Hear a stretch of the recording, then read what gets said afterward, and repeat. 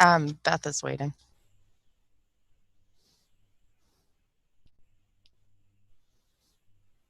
Okay, thanks.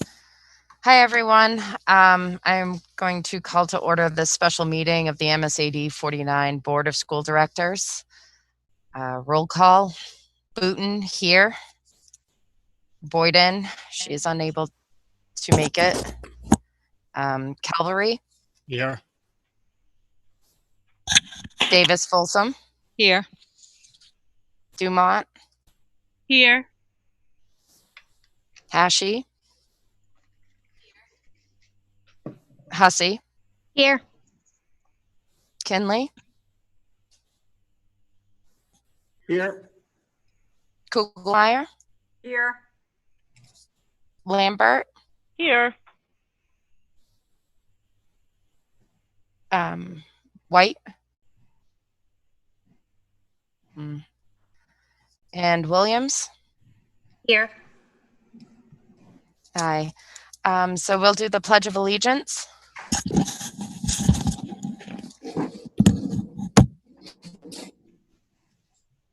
Pledge allegiance to the flag of the United States of America and to the republic for which it stands, one nation, under God, indivisible, with liberty and justice for all.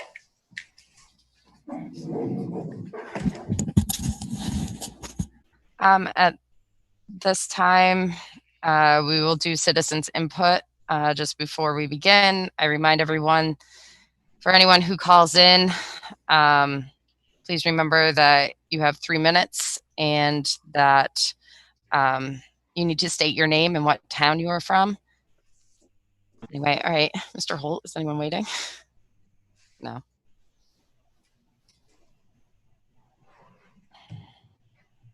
Okay. All right. Moving on, we'll do old business. Is there any old business? No.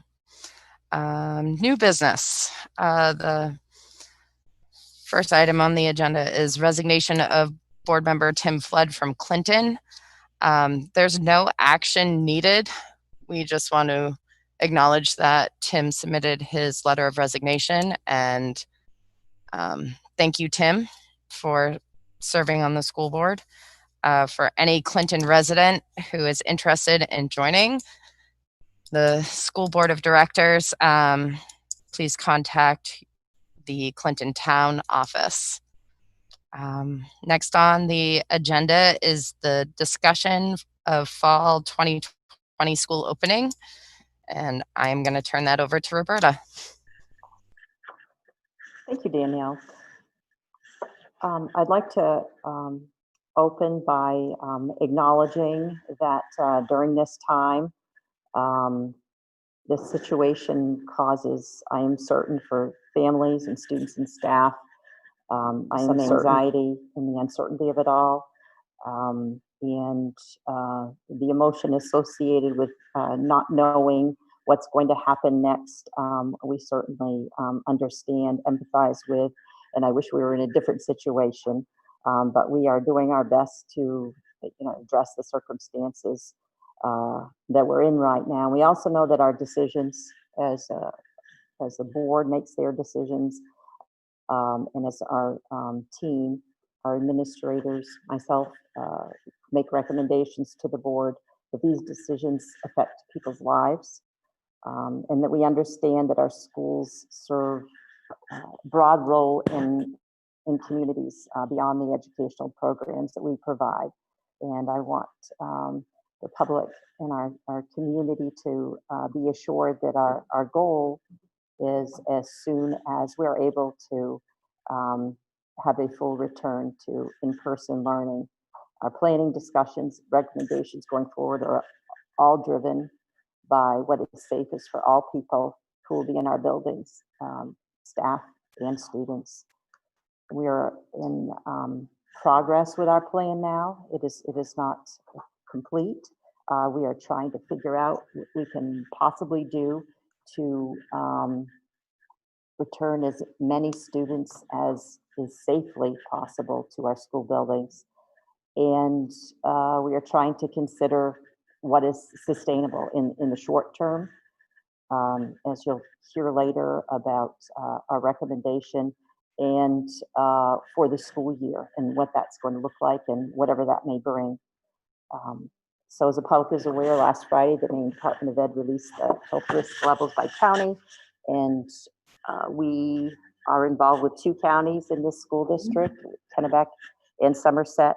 All 16 counties are green, which signified the DOE's approval to allow for in-person instruction in the buildings, with the understanding that we meet the health and safety guidelines. And that being in place, you can see it on the Department of Education site for returning to classroom instruction. There are 6 requirements for protecting health and safety of all people in the building. And those are laid out in relating to the symptoms and screening at home before coming to school, and that includes staff and students. Our employees and families will be required to do pre-screening. We are required to ensure that there's physical distancing in our facilities. And we'll talk about some of those considerations in a moment. Masks, face coverings are required of all personnel and students in our buildings during the school day. Hand hygiene practices must be implemented, and that includes the training and the actual practice, and allowing times for that to occur in schedules. That we provide personal protective equipment to our staff, our nurses, and we will have that available for students as well in classroom areas where people are interacting with each other. And there'll be procedures in place for return to school after illness, and that'll be in the detail of our near future plan. So with those things in mind, regardless of the news that came out regarding the color coding of our counties as green, our team, including administrators and teachers and other personnel, have been putting together the pre-plans in form that are required of us, and that would be plan for full return, in-person instruction, a hybrid model, and operating out of a remote platform, as we found ourselves into pretty immediately in March. So these plans take into account for all the safety requirements that must be in place for any of this to happen in person. So self-screening daily for teachers, students, and staff upon arrival. We plan to use some software that allow for some affirmation that has occurred. We'll train and promote healthy hygiene practices, hand washing multiple times through the day. Scott Washburn's going to talk a bit about the availability of hand sanitizers throughout the buildings, the intensification of cleaning and disinfection and ventilation as we're able to, and our plan must support social distancing. So as we're preparing our classrooms to meet the physical distancing requirement, and that is that students must be 3 feet apart in our classrooms, and adults must have 6 feet of distance between themselves and any other person, and that routines that have been a practice in buildings, like pick up and drop off with parents and the public's access to our buildings, will be greatly restricted to prevent exposure or try to reduce exposure and transmission. So those are some of the changes that will probably seem significantly different as we move forward. Also, student passage, adult passage throughout the buildings, those traffic patterns are going to change.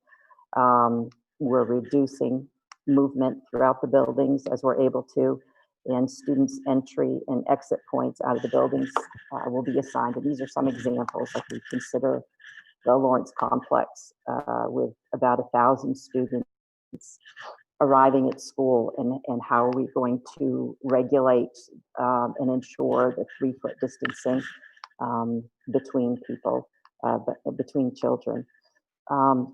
So we've been reviewing numbers, enrollments in buildings and grade levels and courses in the secondary level.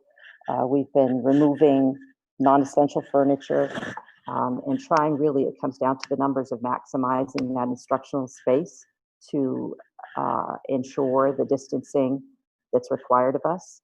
And as I mentioned in my note this weekend, that currently extends to our school buses.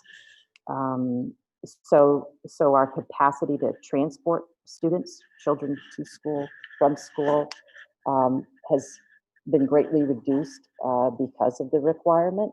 So we're trying to make this all coalesce and work together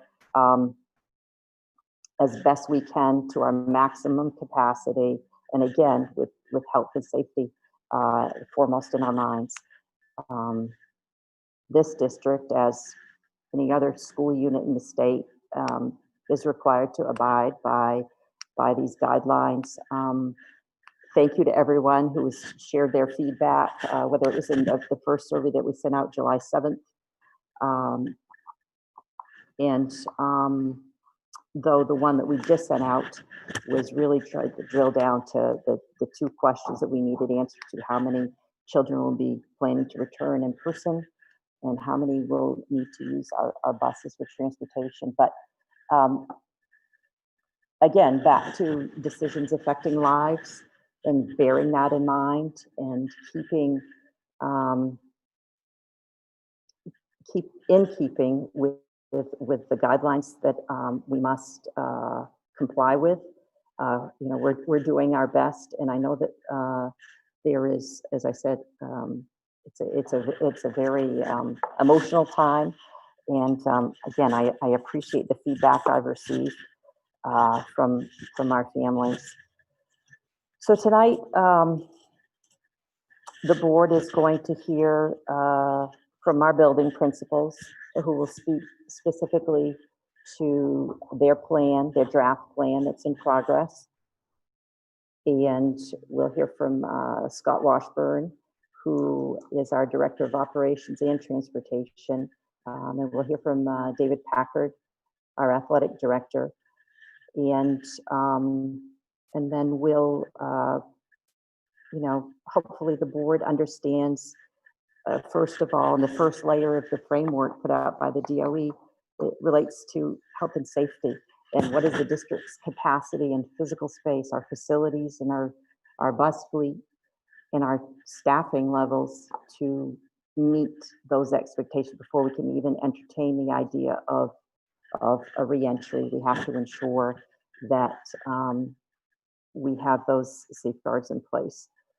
So I will begin by asking Lori Lee, principal of both Albion Elementary and Fairfield Primary School, to speak to her plans. Good evening, and thank you for this opportunity to share the work we continue to coordinate to ready for a safe return to school, with the first priority being physical health and safety, as Mrs. Hersom has stated. Well, I'd like to dive into some highlights of our work in Albion and Fairfield so you're aware of the things we're putting in place, how we got to them, and where we are in the planning. So I'll start with the school nurse. We are providing an additional space in our building where she'll be able to respond to either a staff or student if they're presenting with COVID symptoms. That additional space had formerly been shared between the phys ed teacher and childcare. So we relocated the phys ed teacher's equipment to the area shared by our music teachers to provide the nurse an area that can be monitored by her and has some access to water. One of the gym bathrooms that has additional storage space, so it has ample room, will be used as an isolation space. It's located right next to an outside door, and so it can be a natural way for parents to pick up their child while allowing us to close the gym doors, as well as the primary wing and upper grade wing, minimizing exposure for the rest of the school population. So we've already relocated the gym teachers' things and coordinated with the music staff and our custodial staff for the move. So whether we're all in person or in a hybrid half-school scenario, it was important to determine our spacing for students in their classrooms based on the state requirements. As Albion has had desks in the older grades as well as in storage, we don't have to order individual desks to produce the required in-class footage for social distancing. In determining the space, I moved the furniture out of the classrooms myself and measured out the students' desks and chairs in grades 3 through 6 so they could be 6 feet apart in class and 6 feet from the teacher while teaching. Students are only required to be that 3 feet apart, but this gives us a buffer if cases surge and we need to keep students in their classrooms at some point to include lunch, and if we're not able to go outside to eat. So this is good spacing with a buffer. But grades pre-K, K1 and 2, they have a little less square footage as they have bathrooms and sinks in their rooms. Although we've used tables in grades K and 1 for developmentally appropriate center and group work, the tables we have at school are 4 feet in length. So they can only allow for one child to sit at a 4-foot table, eating away any floor space, cutting the number of students we can have altogether. So in order to fit the students between at least a 3 feet distance, the janitors helped me to exchange the tables with desks. And luckily we have a number in the storage areas that once were our gym, bathroom, showers. For the plan to allow for social distancing and safety at all times, we'll serve 3 different lunch times in place of our usual 2 to stagger students in smaller groups, as well as providing homeroom teachers with a 20-minute lunch break in smaller teacher groups more safely accessing the break room. The time will be very tight, though, since we have shared itinerants on a schedule coming to our schools with a set schedule, so we have to have it done with lunch by noon. 3 groups will be eating in the cafeteria back to back, and we have just enough seating. The school has 12 double foldable tables, but since 6 foot is required for eating, according to the frameworks, we can only seat 1 child on each 6-foot length. That means we can fit 24 students on 12 tables, and all the rest will be seated at desks. We're using a pod or a bubble strategy, highly recommended in the literature and the CDC, keeping the same students together in the same spaces with the same staff moving in and out. I developed a 20-minute recess schedule, keeping the students together only by homerooms, beginning at 10 a.m. and going until 2 p.m., with 10 minutes in between each group to sanitize the outdoor equipment. To encourage mask breaks and fresh air, each of the Albion classrooms is being assigned a piece of our green space outside to be used for learning if teachers choose it, weather permitting in Albion. So the Albion PTA had previously purchased plastic picnic tables, and the school has a number of indoor-outdoor tables, which all will come to very good use this year. We're fortunate to have room to room and to move and to go inside and outside without interfering with other classes because of the school layout and the plot size of the school. As I already mentioned, though, grades pre-K, K1 and 2 have bathrooms in their classrooms, but then grades 3 through 6 do not. So this requires a bathroom access schedule, something we don't typically do, to cut the numbers accessing the hallway bathrooms. So now grade 3 will permanently use the girls' bathroom in the gym for their bathroom breaks and hand washing beyond the sanitizing stations Mrs. Hersom mentioned, and that will have also in the rooms. We'll not have more than 1 class in the hall at a time and 1 student in the bathroom at a time. This is going to take some negotiation on the teacher's part, possibly using a Google Doc to know whether a child can enter the bathroom so no other child is present. Any furniture that gets in the way of providing safe social distancing we need for health and safety will be moved out of classrooms. We're coordinating with the maintenance and operations to work out storage containers for both Albion and Fairfield Primary. But remember, the younger the grade level, the more equipment we typically have for theme-based learning, centers, group work in our curriculum. And that all takes up floor space we need to be appropriately socially distanced with. So Fairfield Primary, we have a different set of equipment needs, varying programs and age groups. The plan for primary has some similarities, but yet some differences. Unlike Albion, though, that has a lot of green space, we're locked into a small area with limited parking that would not allow us to put storage on our property.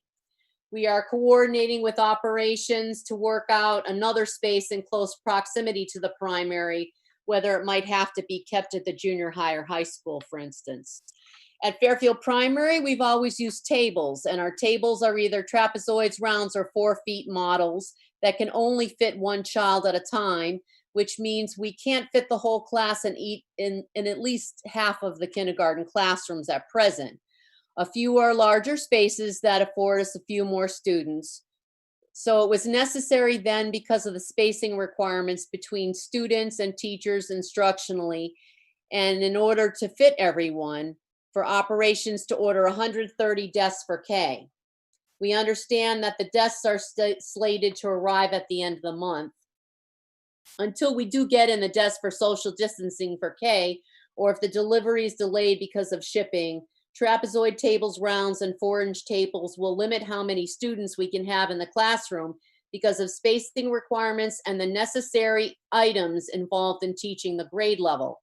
We will be working with the teachers to prioritize what will remain in the classroom for K, what will have to move to storage, and it's, since it most likely cannot fit on our property, items in storage will not easily be re-accessed for us, for like other schools might. Parking has always been a complicated thing in the past and will continue to be a problem, as a canopy will be installed for each building outside the front arches. We anticipate having more of our cars around the park than ever before. So at Fairfield Primary, we have a number of programs that work together symbiotically to make it all work for our school and for the little ones. So during our shutdown, we've held weekly meetings with KVCAP and then coordinated meetings between KVCAP supervisors and our district child care coordinator. Our pre-K meetings have been held in the park across from the school, working together to figure out how we'll coordinate as a building, access our building spaces and playground. With a lack of plot space or green space, we are working on plans to access the park as much as possible, perhaps even more than we already do for learning, to have mask breaks, developmentally appropriate center work in the open air, and expanding what we have as a playground space.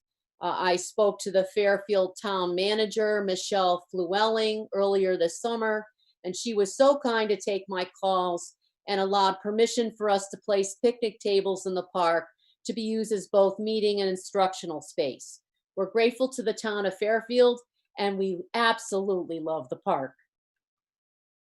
Typically, our playground serves 3 groups of K at a time and 2 sessions of pre-K in the morning and then 2 in the afternoon, not to mention the 3s, the 4s, the in-district day treatment. We really have, on a normal year, outgrown that space at Fairfield Primary. Since this year, we're also using a pod or bubble strategy to keep children together safely with set staff moving in and out. We've developed a tightly set schedule for socially distanced recess times on the playground for 20 minutes with 10 minutes between for sanitizing to meet the needs of the 12 pods or groups of our school and on our school property. The recess schedule then for access to the playground alone has to start at 8:30 through to after school, when the childcare alone is still in place. We have on order additional sanitizing spray guns and a washer dryer to take care of things that are not hard surface that we'll have to keep in place in order to operate. Having enough time, support staff for sanitizing, coverage of duties and substitutes is going to be an ongoing need that we'll be focused on. Each group has a specific bathroom schedule for the classrooms located on each of the floors. The child care 3s will now share the basement bathrooms during the day with the 2 classes located there to keep the numbers accessing a bathroom as balanced or as equal as possible while having only 1 class at a time in the hall. 2 K classes and a pre-K classes are fortunate to have sinks in their rooms for hand washing and sanitizing. But everyone else will also be using the sanitizing stations between the bathroom breaks. Pre-K will be adjusting their start time and end times a little bit to give enough time to sanitize between the sessions and for pre-K staff to eat between the morning and afternoon. Those times will be determined around the K schedule, as their start will more than likely be impacted a bit by arrival and dismissal times. Pre-K staff and teachers will meet the students at the side doors of our facility to bring students to class while watching out for staying in compliance with student-teacher ratios at all times as required by Chapter 124, our state's pre-K requirements, and also child care licensing. We have to align and realign our use of the facility and coordinations based on both the COVID requirements and the high level of state requirements we already must adhere, including state child care licensing. K students will also be met at the door at the start of the day from the bus or drop off, escorted to class. Child care will greet parents as well. Our doorbell video system will help us to know whether a parent is picking up or dropping off a child and which program should be responding to the door. In the past, we've always welcomed families into the building to connect and drop off students or to share information. But in order to keep our children and staff safe and healthy, we'll not be able to allow this access to the building we have had in the past. And this is really necessary for all of our schools. Since our 3s and 4s and all-day childcare call the classrooms built into the cafeteria area of our building their space for learning, naps, and eating, we'll not be able to use the cafeteria for K and pre-K lunch this year because that's their pod or bubble of safety. After consulting and working it through with pre-K and childcare as well as the K teachers, including hot lunch personnel, we've determined it's safest for our pre-K, childcare, and K students to eat breakfast and lunch in their classrooms with assistance by our district techs so teachers in K can have a 20-minute break for lunch. The lunches will be portable enough for Fairfield and Albion to eat inside or outside. The nursing space honestly is cramped in the basement, but it will continue to be located there, and we will be allocating another space next to the nurse's office for an isolation room. Although it doesn't have running water, it's in proximity to a basement bathroom, and if students had to go home, the nurse can message a parent to meet her at the basement PAL door to keep any sick students or suspected sick students out of the office and away from the rest of the building. Since our schools closed so abruptly in March, we were never able to hold kindergarten screening or child find, which is required by law within 30 days of the start of school.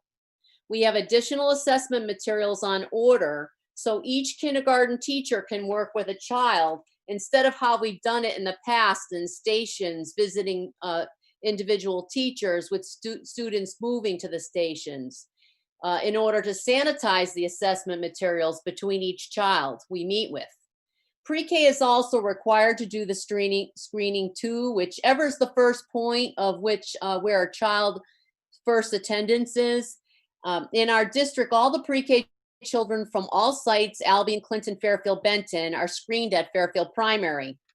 So we're working and planning on scheduling as well as conducting screening for pre-K in the park beginning next Wednesday. Pre-K is allotting 2 hours for intake meetings with family service coordinators while pre-K children are meeting for screening. For Fairfield Primary Kindergarten, we have probably at least 30 or more students that did not attend pre-K that we'll need to see for screening that was delayed or rather canceled from our emergency spring closure. And we have to coordinate appointments for that before kindergarten is in session. We're still receiving calls to register, which is not uncommon up until the start of the school year. So the number might be closer to 40 students in K that need to be screened. We need time to sanitize between each child's meeting, so we'll take longer than previous years to start, and we'll have to start slightly later than other grades with K to allot for screening. Coordinating between the programs and hosting more planning meetings when teachers return will help our school's child center work through focused, purposeful discussions to better help the children, acclimating them to our new ways of doing things, our new routines of school. And this is especially important to meet the social and emotional needs of children separating from their families after such a long shutdown. Before the shutdown, our pre-K teachers hosted virtual meetings with parents, inviting K teachers to join in to meet the next grade's teachers. But we probably will do additional virtual meetings with parents to help families answer questions and orient us all for the start of school, perhaps in place of a typical open house this year. For both schools, the hybrid plan, K-6, would be a half-day school, a half school, to acclimate children into our reconfigured settings as we model for them those new routines I mentioned. For a half attendance, we would alternate groups in an every other day fashion. For this half and half plan, the elementary principals, well, we've been sensitive to the family's needs and are doing our very best to try to assign groups with siblings in mind, making sure, for instance, that the siblings from Benton are grouped on buses and for attendance at the same time as a sibling for Fairfield Primary, for instance. Benton's calling it the gray and blue days, and so Fairfield Primary will call it gray and blue days. We're a little bit at a disadvantage not having all members of staff available to consult with as we're working to progress things to open. And so it's going to be key to have some professional time with staff to work out additional logistics and to work around preparing students from the first day if we have to be in a virtual learning platform at some point this year.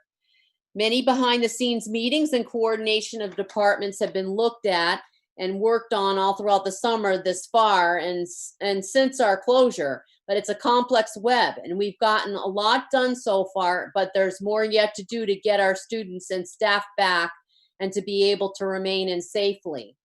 For my amazing staff, students, and families out there listening, hey, we miss you and we're working hard so we can be together again. And that concludes my report.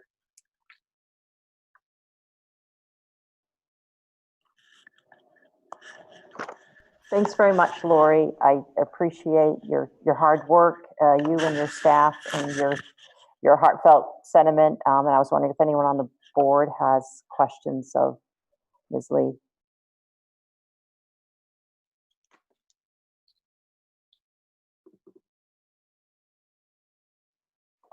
As Lori has reviewed plan for 2 of the schools in our district, it seems like much attention is centering around numbers and distancing, aside from the safety procedures, and it's the limitation of how many humans we can have in a space. And if I could just reiterate, our work here is directed by our requirement to use hybrid instructional model, and this is what Lori Lee is speaking of. If there's insufficient capacity or other factors in facility, staffing, geography, transportation that may prevent full implementation of health and safety requirements. So that is, our energy is focused on that right now as a primary driver to get our spaces ready to house students and staff within that compliance. And it's complicated, and there are many variables, many factors are interrelated. So it's a complex matrix, but I credit all our staff for their hard work and good thinking. And the more we meet and talk about it, the better we are at refining the plan and removing barriers and coming up with new ways of imagining how to use our spaces, and focusing on, what's going to happen when we do return in person, if we're able to in some capacity. We know that, and Lori has mentioned the professional development time that will be required. We'll speak to that later. But having time with our teachers to train them on just the routines in the building and the new work that will be before them, just in re-socializing, reintegrating, welcoming back students to our schools that are going to look very different. As I said, it is, I don't use the word regressive, but it's a model of keeping kids apart will seem, it'll be foreign to some of our teachers, and it'll feel different. And the spaces, yes, they'll be austere at first, but the goal is to get the people in the buildings. So you're going to hear from our other principals, and it's about numbers right now.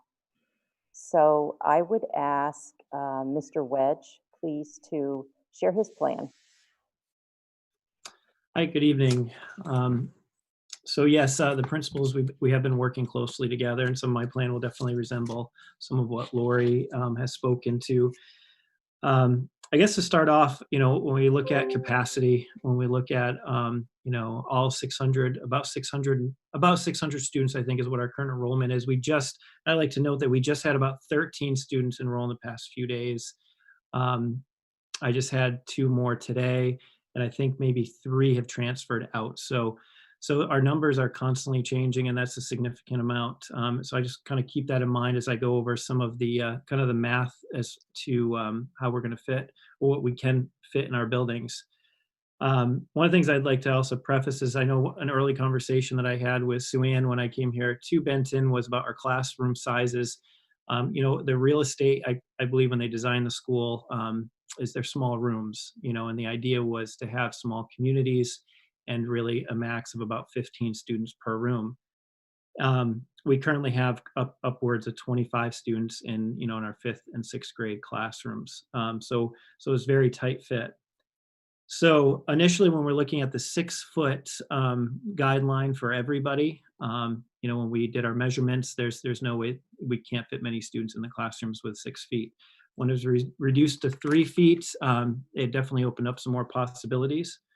So using desks, we can fit 15 students in each classroom, and that would give the teacher some space in front of the room, make sure that they have 6 feet from the nearest student. If our classrooms are made up of desks, rectangles, circles, and trapezoids, a mixture of it in many of our different classrooms. So it's quite a puzzle piece to figure out how we can space them, just like Lori had mentioned earlier. When you're looking at a 4-foot table, how are we going to make this work, particularly when we look at a trapezoid? So if we had student desks, we can fit 15 in each room, and there would be enough room for the teacher to be able to exit the room, and then also for the students. I did put in a request for 503 desks, as this is the safest and most efficient way to fit 15 students in a room. As I said, many classrooms do have trapezoid tables. The only way to fit 2 students to a table on these trapezoids is to put them on either end. If you imagine a trapezoid, you have the long side and the short side of the trapezoid. The long side is 4.5 feet, the shortest side is 2.5 feet. So if the students stay towards the long end, you could fit 2 to a table, but we'd have to put some sort of demarcation on the table so that they didn't cross the short side. And also they take up more room space in the room, so it'd be much more difficult to have movement and in the room, which will be really important.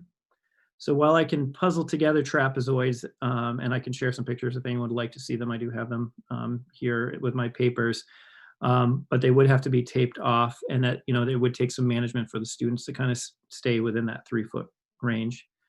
And so it would be difficult to manage. In addition, using tables of any shape will make it difficult to make a path of egress for the teacher.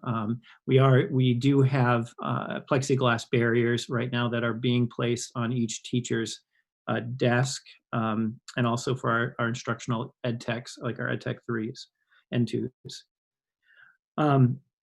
So Benton will not fit more than 15 students, no matter which way I look at it. And I know Mrs. Blaze and I have been puzzling over it along with our custodians. As a result, if all students return, we will need to open additional classrooms and provide many additional tables. And I'd like to just share some of the numbers. And this is because the numbers changed this past week. This is a little bit old data, but we've had more students register than not.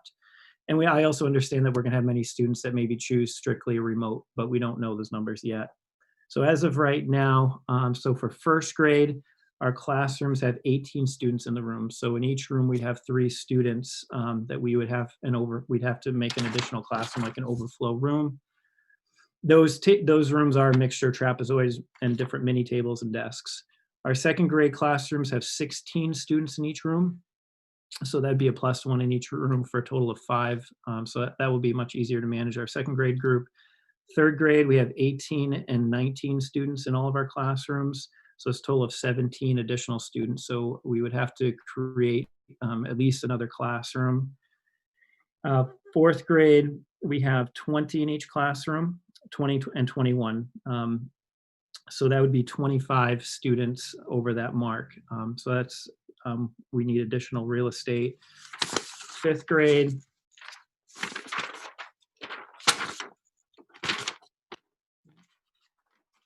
I don't have that in front of me, but anyway, our fifth grade, apologize, there we go. Our fifth grade, we have 19 students and 20, so our largest classroom is 20, so it's 25 additional students. And our sixth grade is our largest group. We have 24 students in 2 classrooms, and the others are 23, so it's about 41 additional students. So with all of our students who are currently enrolled, it'd be it would be impossible to do that without opening up many different classrooms, more than we have that I can make available at Benton. If we do a hybrid and have half the students here every day, it definitely is doable, because then we would have no more than 12 students in the room. And so that'd be very, very, very easy to do. As far as our class rosters, for the past couple of weeks, Pam has been working very diligently, and Lori had talked about this, on getting our children that have siblings, many students in a household, to be on the same day. So we had developed our rosters, and in the end of June, we broke each classroom into 2 cohorts, and it is really important, particularly in elementary setting, I believe. In each classroom we have equal amount of boys and girls. We have students of different abilities. And so we work really hard, and we work with our staff to make sure that each group has a good dynamic. So we want to kind of mirror that, even if we broke each classroom into 2 cohorts. So we spent time, we redid that, and then we had to go back and look at it in terms of households. And based on feedback that we've had from staff, if we go into an A and a B day, it's going to be really important that students are going to school on the same day, for families, for childcare. And we do have students who are in Fairfield Primary, Benton, junior high, and high school. And we do understand it's going to be easier for the elementary schools to flex, I believe, than the junior high and high school schedules. So that would be something that we would expect to happen. So we have that developed. Lori has that for the Fairfield Primary, and then Scott's working on the busing. And then we may have to go back and relook at that based on what we hear from the junior high, high school, and also from Scott Washburn for transportation. Just to give some idea of how many families this affects, there are 218 multiple household students, and so with 104 families. So it's quite a bit of work to kind of finagle that so it works. Another thing that came out of our meetings with staff actually later on in the spring or early summer was the idea of a remote kind of a learning kit. If we need to be prepared either way, if it's a hybrid or if we're fully remote at some point. We need to be ready for that. And students at home really didn't, although we were able to get computers home, many families didn't have the resources they needed to really take advantage of learning. So we are putting together student learning kits that will stay at home. We'll give them to students on the first day, and they will stay at home. And they will be available for students to use on hybrid days, or if we go 100% remote. So we're putting together those orders. It'll look like pens, pencils, markers, crayons, math manipulatives, and I could share that list if anyone is interested in seeing that. And it is different for first grade, obviously, than for sixth grade. We've talked a lot about this idea of mask breaks and what that could look like for our students. I have received many phone calls as recently in conversations today from concerned families. And I know that this is going to be something that we're going to, and it's been spoken of by the commissioner as well. So, we are going to be developing a mask break schedule where students will go outside and be able to space out. We can put we do have a large playground, and we've been even improving it over the course of the summer. So we can easily put 5 classrooms out there at a time. It will be important for traffic purposes and social distancing in our hallways that it's a scheduled recess time. So Mrs. Blaze and I will be working on having classrooms be scheduled to go outside once or twice a day. Breakfast and lunch. Breakfast is a tricky one. If we have all of our students here, for lunch, we would have to do about 6 lunches in our library, not our library, I'm sorry, for our gym. We can fit no more at 6 feet apart, which students need to unmask to eat 45 students in the gym at a time. And we have to think of the maximum occupancy that we can have in a room. And also we need to have adults in that room with the students. In our cafe, 32, it's a smaller space, 32 students. And obviously that number is not large enough to meet our need, even if we're at a hybrid. So Mrs. Blaze and I actually were working on this today and kind of finalizing a lunch schedule. We would need to use our band room, our cafeteria, library, and gym. We can fit 15 students eating lunch in the band room and 15 in the library. So we would have 3 lunches. I'm kind of looking at my board right here. So we'd feed about 95 students at each lunch, spread out between all of those locations. That is doable for lunch. It does get very challenging for breakfast. Many of our families take advantage of our breakfast. And that is a piece that we haven't quite figured out right now, where they would do that and when. So there's a couple options that we've been discussing where possibly the day before, if we're hybrid, it'd be, I guess, the day before, they would get maybe 2 breakfasts that would get sent home bagged and then a lunch, and then they could have that with them. And then we could have individual students eat either in one of those locations in the morning. Say, for example, they just don't eat it or it goes missing, or they eat it for, they need to eat. And we want to make sure that every student that comes to school hungry, we take care of that before we move on with learning. So we are looking at ways to navigate that. They would eat in those spaces, and we did order additional chairs to accommodate that.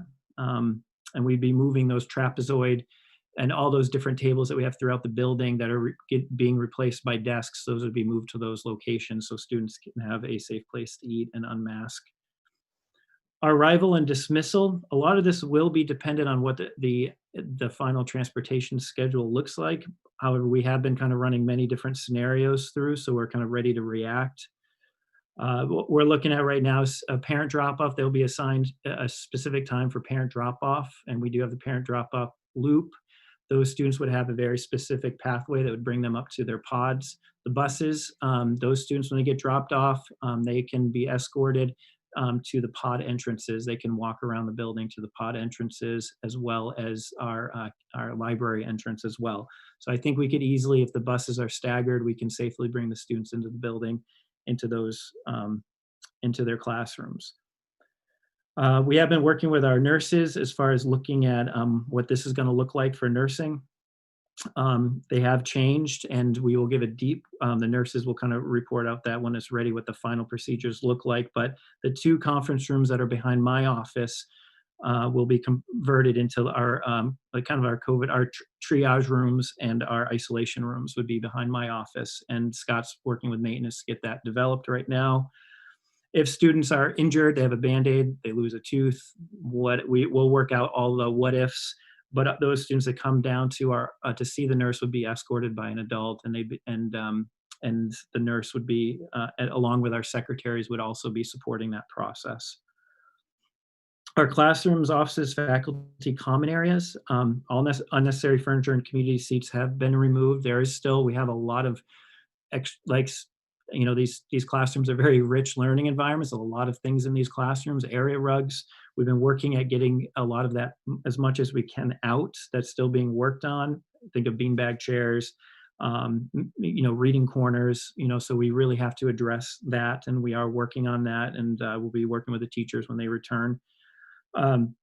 We are looking at those seats and everything being set in place before the teachers arrive, so their rooms are ready to go, and then they can move on with planning, what their lessons will look like and what that remote learning will look like. General traffic to the main office will be closed throughout all of this to kind of facilitate that, because if anybody comes to Benton at the beginning or end of the day, we have probably 100 families out in our main hallway. And I think Teresa and Abby do a great job kind of facilitating all of those needs and dismissals, arrivals and dismissals and tardies. We're going to have to shift that to our cafeteria entrance. So right now maintenance is building a secretary office at the door. So that will all be addressed through a video camera and microphone system. And then things that need to be handed off will have a lockbox for signed documents and such to be dropped off and exchanged. Our bathroom and bubbler use, that is at Benton, we have downstairs, each classroom has a bathroom, so we're very fortunate to have that. So classroom teachers will be managing that, and our custodians will be supporting our upstairs pods. We have 3 upstairs pods. There's a bathroom in each pod, a community bathroom. So I did request to have additional staff to be stationed in each pod to monitor the bathrooms, to make sure that we have 1 student in there at a time and that everything is properly wiped down before the next student enters. And I believe Scott also is ordering water bubblers to go throughout the building to replace our water fountains. We have many staff. We have 97 staff that work here throughout the day, between full-time and part-time staff. So it's quite a bit of work to make sure that everybody has their planning periods and duty-free lunches.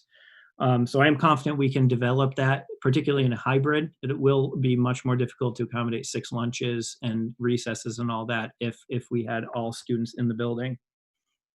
One thing I just want to note, I am getting to the end of my report, but our student rosters, we do spend a lot of time developing those, like I mentioned earlier. I do want to emphasize to families, typically we would mail out, teachers would be, and I have teachers emailing me now, when are we going to do it, Brian? We would typically mail those out, but we're going to hold on to that for a short time anyway. We are assigning classrooms, and they have been assigned and they will be released soon, but I want the community to understand that those things are going to be tentative, and that the final rosters will be developed once we know how many students are here and how many are going to have needs for remote learning, and who will and who may be educated elsewhere. So we need to really figure out what our numbers look like, because as I mentioned before, we may have to create other learning spaces, which may mean additional, even, I may have to reassign staff to teach classrooms. And that will be a significant change. Excuse me. Just a few more things. So hallways, everything will be marked. Our social distancing floor markings, we'll have personal hygiene signage. That's all I know Scott's ordered and it's being installed. Our specials, I get many emails and phone calls from our specials teachers. They are racking their brains. How are they going to provide rich instruction in music and art, our library and access to books? And those are significant obstacles. And they've been going through a lot of PD sessions through the state and trying to figure out what that could look like. So we are working on that. We haven't, dependent on what our numbers look like and what we can do, our specials may be in the classrooms or they may be in the specials. It depends on what we can do for traffic throughout the building. A lot of that's going to be dependent on what our final numbers look like. We also have the outdoors as an option for PE and maybe even in music. So, but that would be weather dependent. Many of our students get their needs met through the resource room, through our specialists. So there's a lot of movement throughout the building. We are making accommodations for that. And that will be very clarified for our teachers and for our students and families as well, once we can work those details out based on our numbers. We do have our behavior and functional life skills programs here at Benton, and there are many staff that work there. So I am working with Amy McDaniel, our special ed director, to make sure, and Scott Washburn, our operations director, to make sure we have all the PPE that's necessary, because many of our students do have very individual needs, and they need, in many cases, our staff need to work very closely with those students. So we are ordering, and we'll have those ready for those staff, along with proper training. We are working on developing, talking about what our childcare will look like. I'm meeting with Donna Carney and Terry Brockway next Wednesday to work out some of those details. We did talk about staff development. What I'm hearing from families is if they're, whatever remote could look like or will look like, there's a lot of questions and concerns, and we've been spending a lot of time learning about that and preparing for it. And I think that having additional PD days at the beginning of the year will be vitally important for a successful launch of that. And also, finally, our student social emotional supports will be incredibly important. And this is something I hear frequently from families and students that I happen to pass as I'm driving down the road.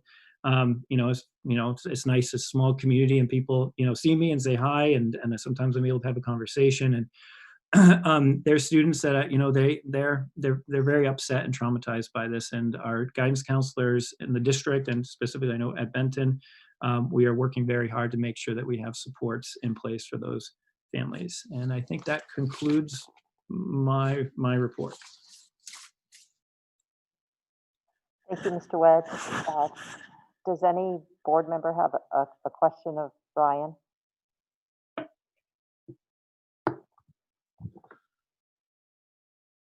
Again, a lot of work and consideration in play here. One of the things that Brian mentioned, and it was a great idea, that he had these at-home learning kits, and we talked and we're ordering them for all students at those grade levels district-wide. One of the things we want to be careful, and we're always conscious of this, is the issue of equity and the issue of access, and that all students are provided with the resources that they need to be successful in whatever environment this is. Another point, and I know that Beth from the DOE has worked throughout the state to provide the hardware that is needed for that remote platform to be successful. We have ordered, so we should have full one-to-one computing for all students, but particularly for the younger children. We had a instructional technology committee convene a few years ago, and the teachers who served on that committee, particularly the teachers who worked with students in younger grades, recommended tablets for the K-1 students. So we have ordered tablets for them. We've ordered iPads. It's going to take a bit for them to arrive, but we're doing all we can to ensure that whatever environment children find themselves in, and there will be choices for families. I'm receiving questions about that, and that, to be clear, we're going to open to our capacity, but families throughout this have the option for their children to access our programming remotely as they weigh out the decision whether or not to return to in-person learning or access the program elsewhere.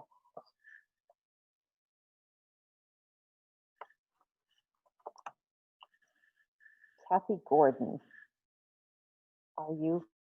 I am What's here. that? Okay, thank you. I just lost the picture, but I hope you can hear me. Everyone can hear me, so.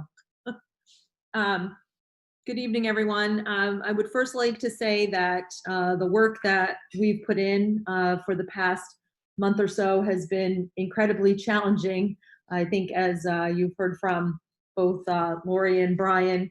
However, we've worked together really well as a cohesive team to create plans that we feel will work for our students and our staff and our families so that we can bring them back in an environment that will be safe. It's very encouraging to know that we're putting this plan together in order to make that happen. We want our students and our staff back terribly, desperately, but we do want to do it according to the guidelines we have been given by the state and the DOE. So this work is what we've been up to over the past month or so. So I know some of this will sound like a repeat, so I apologize for that, but we've been doing a lot of similar things in Clinton, so this is what we've been up to overall. Regardless of whether we can try to encompass all of our students or some of our students, these things have been done for either scenario. I've met with Scott Washburn to consider spaces in the building that would need the plastic barriers installed to comply with some of the social distancing protocols. For example, the window for the secretary in the lobby, the serving space in the cafeteria, the lunch tray and return area, the librarian, and some of those have already been installed by the maintenance staff. They've been working incredibly hard to make sure that's getting done. I've also worked with Scott and the custodians and the maintenance staff to make sure rugs in the classroom were taken out, those that belong to staff members. And we do have, however, several rooms that still have carpet. And so we are looking at making sure that is cleaned and sanitized properly and how we're going to take care of that daily.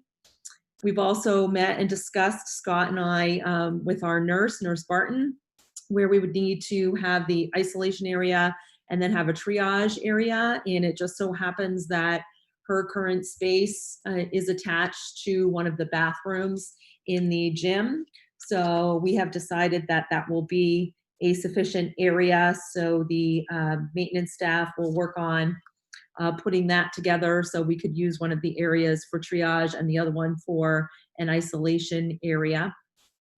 In addition, we've inspected areas in the building where we will add additional hand sanitizing stations and where the signage will end up on the floors and in the hallways. I've also looked at arrival and dismissal procedures, which we will need to adapt as soon as we know timing of beginning and ending of the school day. What's nice is that we do have the U shape in Clinton. So we do have an upper wing where we house our older students and a lower wing where we house our younger students. So we can use the gym entrance for those in the upper wing and the lobby entrance for those in the lower wing. And we do have a bus entrance as well for those that will be coming and going on the buses. We do have 2 classrooms that do have bathrooms inside them, as I think Lori mentioned in her building and Brian as well. So we're considering that additional cleaning that will have to happen, as well as the other bathrooms that the classrooms use during the day that do not have bathrooms inside their rooms. Specialists we've talked about, Brian also mentioned, they'll be moving to individual classrooms instead of those kiddos going to the art room or the music room or the gym for phys ed, for example. And we are looking at using outside and utilizing that space as much as we possibly can. But as Mr. Wedge mentioned, that's also weather dependent. Classroom teachers are also interested in using that for learning space, just to get outside. And so in order to help to maintain the social distancing that we need to, we are going to look at purchasing some poly spots. So when the teachers are outside, they can place those on the grass or on the tar to make sure the students are the 3 feet apart, and to do that pre-teaching for them as well. So as far as my classrooms, I currently have 240 students enrolled, and my largest classroom size right now is my 5th grade with 22 students. In measuring that classroom, I cannot fit all 22 students inside there and follow the guidelines.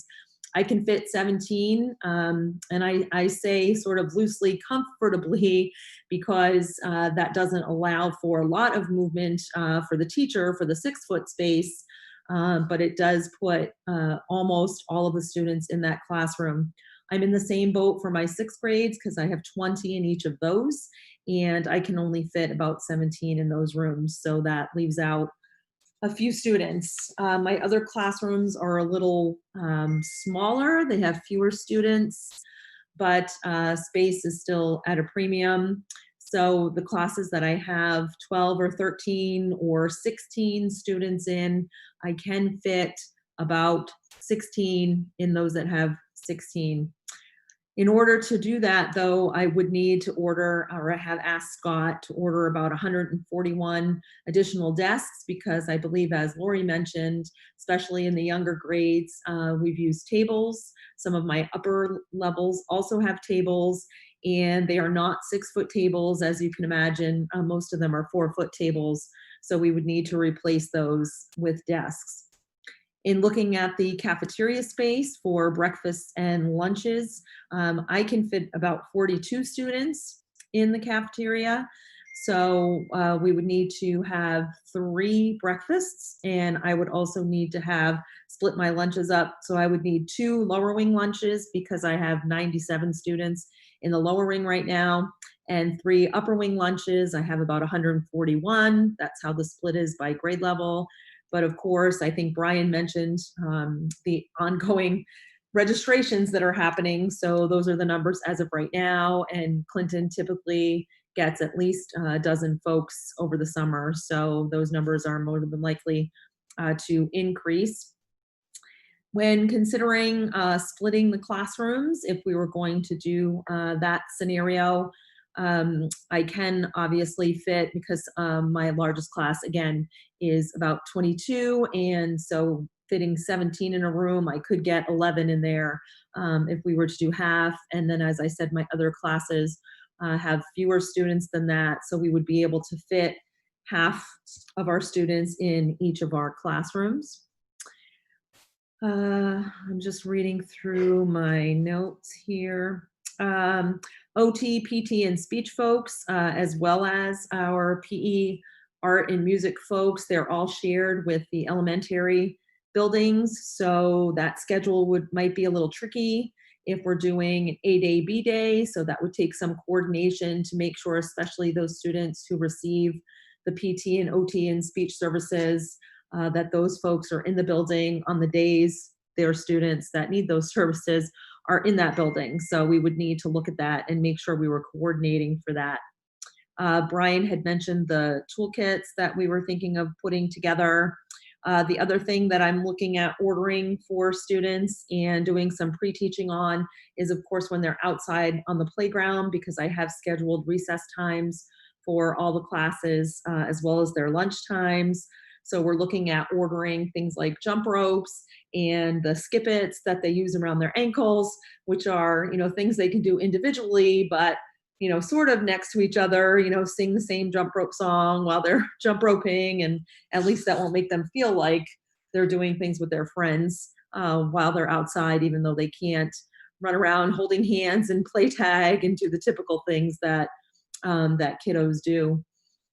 We all did have some meetings with our staff to engage staff members in these conversations. I believe Lori mentioned that, to try to encompass, any thoughts, ideas, questions, concerns that they all had as we're all working through this together. I did also look at the first parent survey that was put out. Those results, I had 82 responses, and about half stated that they would send their children back to school, but of course that was before all of these guidelines have been put into place. And I have had some phone calls, as Mr. Wedge has mentioned, about the concern around wearing masks.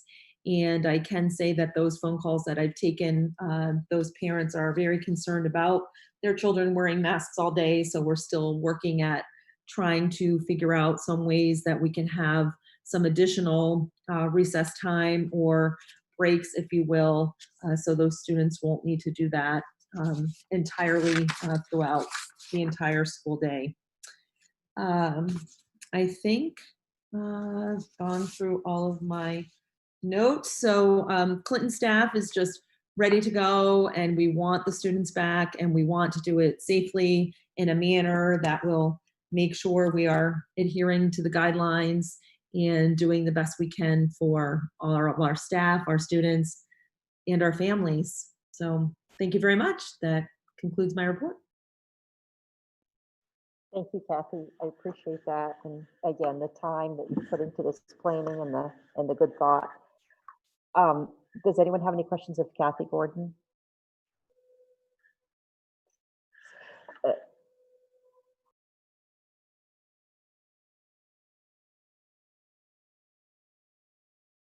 She mentions the concerns around masks and our requirement for compliance. And we know that is going to be a challenge for children, and to ask that parents help us in that way, and even socializing or preparing students for that kind of experience will be helpful. But part of compliance with the health and safety guidelines is to allow our schools to remain open as long as possible. A big part of what you're going to see finally in our full plan relates to the what if scenarios from screening. Principals have talked about that, and the role of the nurses and other staff in triaging symptoms that children present with. But there's a whole protocol that will need to be in place, and that is guided by CDC. But what to do if someone's presenting with symptoms, what is the decision tree that relates to testing, a positive test, quarantining, and all those scenarios, the contact tracing, all those will affect our capacity to stay open in person. And I know people understand that. On Wednesday, we met with our reintegration team. It was on Wednesday. I think it was a group of 25. And one person who joined us, his name's Theodore Marshall, and he is the emergency planner that we've worked with from the Kennebec County Emergency Management Agency. And as I said, annually, the board hears and adopts our comprehensive emergency management plan. And one of the components that needs to be in place is our plan for a pandemic and the school's response to a biological hazard, that grade of threat. But part of the plan needs to include a continuity of operation, and at the very minimum, how many staff, how many adults need to be present in the building to at least safely supervise children. And that is a consideration. So the mask wearing and practicing all the safety guidelines are intended, I am sure, to keep people safe, but also prevent the spread, the transmission of illness. And again, if we could just consider that is ensuring that ensures a means and a capacity for in-person instruction to continue along as we're able to. So thank you. And now I ask, let's see, Mr. Boynton, are you available? I am. Okay, thank you. Welcome. Thank you, Mrs. Hersom.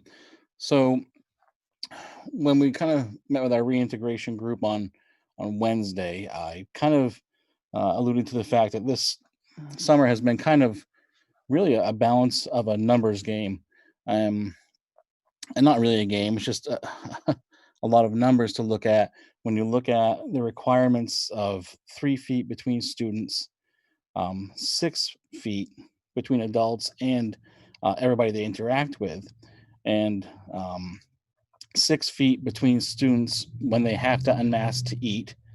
And that, coupled with the governor's orders for gathering indoors to be no more than 50 people. So kind of backtracking and looking at the student population at the junior high, we're around 315 students, obviously coming from all the sending towns. Couple that with about 50 staff and faculty members. So we're upwards of 375, 400 be larger estimate in the junior high itself. So, and looking at, and just starting from the beginning of the day, just a sheer volume of students, and Mrs. Herson talked about this earlier, of students getting off the bus at one time, or just actually getting to the school complex, 712. You're looking at 900 to 1,000 students getting to school. So that will take some definite coordination between transportation and the schools to get them into the building. And we've looked at our schedule. In the past, we've had 7th grade students go to the cafeteria to eat breakfast off the bus or as they enter the building, where they walk or dropped off for their parents. 8th grade students are waiting in the gym. That can no longer happen. That size is just way too much for the capacity. So students will have to go to homeroom when they report into the building. And looking at the physical plant itself, done some measuring, square footage, looking at rooms, measuring things. Last week I went up to a typical room, measured it out, started off with desks at kind of 3 feet, I'd say, on center, like from student to student, not enough room to maneuver between desks. So I was able to get students about hypothetically, students 4 feet apart with just barely enough room to get between desks. I also went to the front of the room as if I was a teacher. I stuck out my measuring tape from me to the next student in the front row to measure 6 feet, kind of basically a swath to teach in at the front of the room, as well as maybe a path to get to their side desk, keeping 6 feet away from the next person. And in that very austere setup, again, removal of all non-essential pieces of furniture, as Mrs. Herson spoke about earlier, and desks in a row, desks in a line, I was able to get 20 at 4 feet. Looking at our population and our schedule, Mrs. Stevens has been working very diligently on a schedule just before we took the pandemic into account to get our student population sort of balanced out between teachers, a balanced schedule. Looking at our biggest classes are close to 20. They are 19. Those are our biggest classes, upwards of 20. And I know the elementaries have had registrants coming in. I remember a few years back, the junior high, we had 40 kids, 40 students enroll in a month span in the summertime. It was a little balanced out by about 20 leaving school, but still that's, a net of 20 students that did at that point register. So as soon as we know numbers of maybe the students who might not be attending physically, but still with the enrollment that will be coming in, at any point it can tip the scales in the classroom over 20 students. And our main goal is the health and safety of staff and students in the building. So physically in the classrooms, 20 is, looking at our requirements, is very large. It could easily exceed the safety measures. So by having the student populations, by cutting it in half and going with a blue grade A or whatever, it would be more feasible, especially health and safety wise, to have smaller classroom sizes. Looking at lunches, paced out the cafeteria, junior high, typically we split it off by 7th grade lunch, 8th grade lunch, 2 lunches. And so we're packing in, 150 to 160 students all at once, typically. That cannot happen. We can only get up to 50 people in a gathering area. So that means I'm pretty sure that's students and adults. So we could seat, the maximum number of students with some adult supervision in the cafeteria, but we'd also have to look at other spaces. Obviously, the gym is an area that could be spaced out to have that capacity, possibly a multi-purpose room. So we'd have to spread out lunches maybe that way. And remember, students have to eat 6 feet apart when they're unmasked. It can be done in classrooms, granted, as long as it's a duty person that has that assigned and is not interrupting their contracted lunch time. So we've been working on how to get students fed, and as well as the classroom. And believe me, the custodians, Scott, Brad, they've been working very diligently to help get things situated and to work on basically what comes down to a big numbers crunch. We've moved the nurses station. She was stationed almost across the hall from the office area. What we've done is we're moving speech, PT and OT up to an empty classroom, or up in 223. I should say an empty classroom. There's a classroom that has since been vacated by another teacher who's moved to the high school. So we're able to move them up there. And it's kind of a little hallway off the junior high entrance area. So Nurse Armstrong will have her regular nurse's office, her station to herself, but right next door, she can just peer around a corner, is another room that will be used as the observation/isolation room, should there be any students exhibiting symptoms. And right next door to that will be a couple of bathrooms for the nurses' stations area to use, which will move kind of a staff bathroom back to where Mrs. Armstrong was before. So she will have her own area. It will be basically blocked off to any traffic except for those students who need to visit the nurse. Also, speaking of staff rooms, we have to post maximum maximum population, I guess, a capacity in a staff room. We have to measure out 6 feet, so we know we have enough room for a couple of staff members to eat. They encourage or discourage staff from eating together, so they're encouraging staff to eat separately. Also having to make sure that there's no line at the photocopier, so we're having to look at where photocopiers are placed and they're not within 6 feet of another one. As far as student flow out of the classroom into the hallway, we're going to not use lockers. We're going to have them wired shut, closed shut. So students will need to have a bag for this year. That's to discourage congregating around lockers and to keep the flow into the next class. There will be traffic patterns. They'll be marked out with lines. In the junior high, we have a natural kind of tile going through the middle of the hallway, which demarcates kind of stay to the right kind of thing. So lockers and locker room will not be in use. Water fountains will be offline. Should be getting some water bubblers. Looking at my notes as well. We're going to minimize traffic to the office. We'll need to devise a traffic or a system where we know which bathrooms are in use. They are community bathrooms.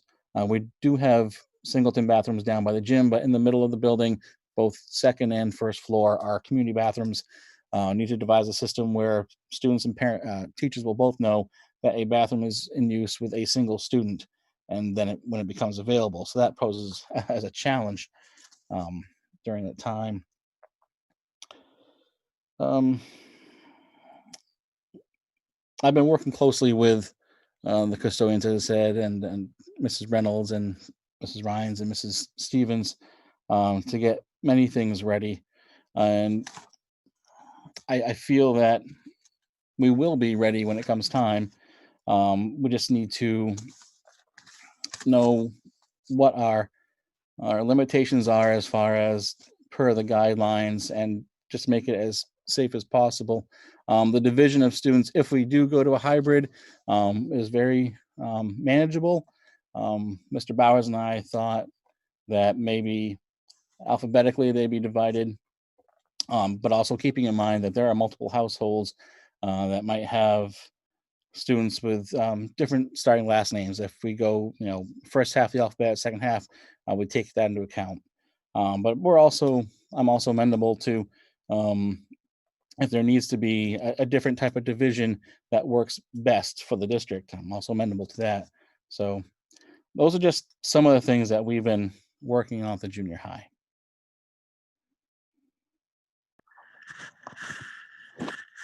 Thank you, Sean. I appreciate your work, and we've shifted into our secondary programming. But back to the numbers, I wanted to thank the families who took the time to complete the July 7th survey that had a few more questions on it. And as I said earlier, the one that was just sent out this weekend on Saturday was meant to drill down to get those numbers, and wanting families to understand that they do and they will have a choice on how to access how their children will access the district's programming. And if remote learning is the comfortable option, then we will support it, and children will remain rostered to teachers regardless of which platform they're working out of. So I urge you to please complete that survey. It's by school. It's on the banner page of the district with the school links. And I have asked principals, once this window closes, I asked that people complete the survey, families complete it by the 7th, by tomorrow. We might keep that window open for a few more days, but I'm asking principals to make calls to families that we haven't heard from to see what their plans are as we formulate what our plans are. So thank you for that. Now I ask, does anyone have any questions of Mr. Boynton? I should be announcing the schools. Sean Boynton's principal of Lawrence Junior High. And now we'll hear from Dan Bowers, who's principal of Lawrence High School. Yep. Good evening, everybody. Working off 2 pages of notes here. So we've been involved, as everybody else, with looking at different scenarios. I've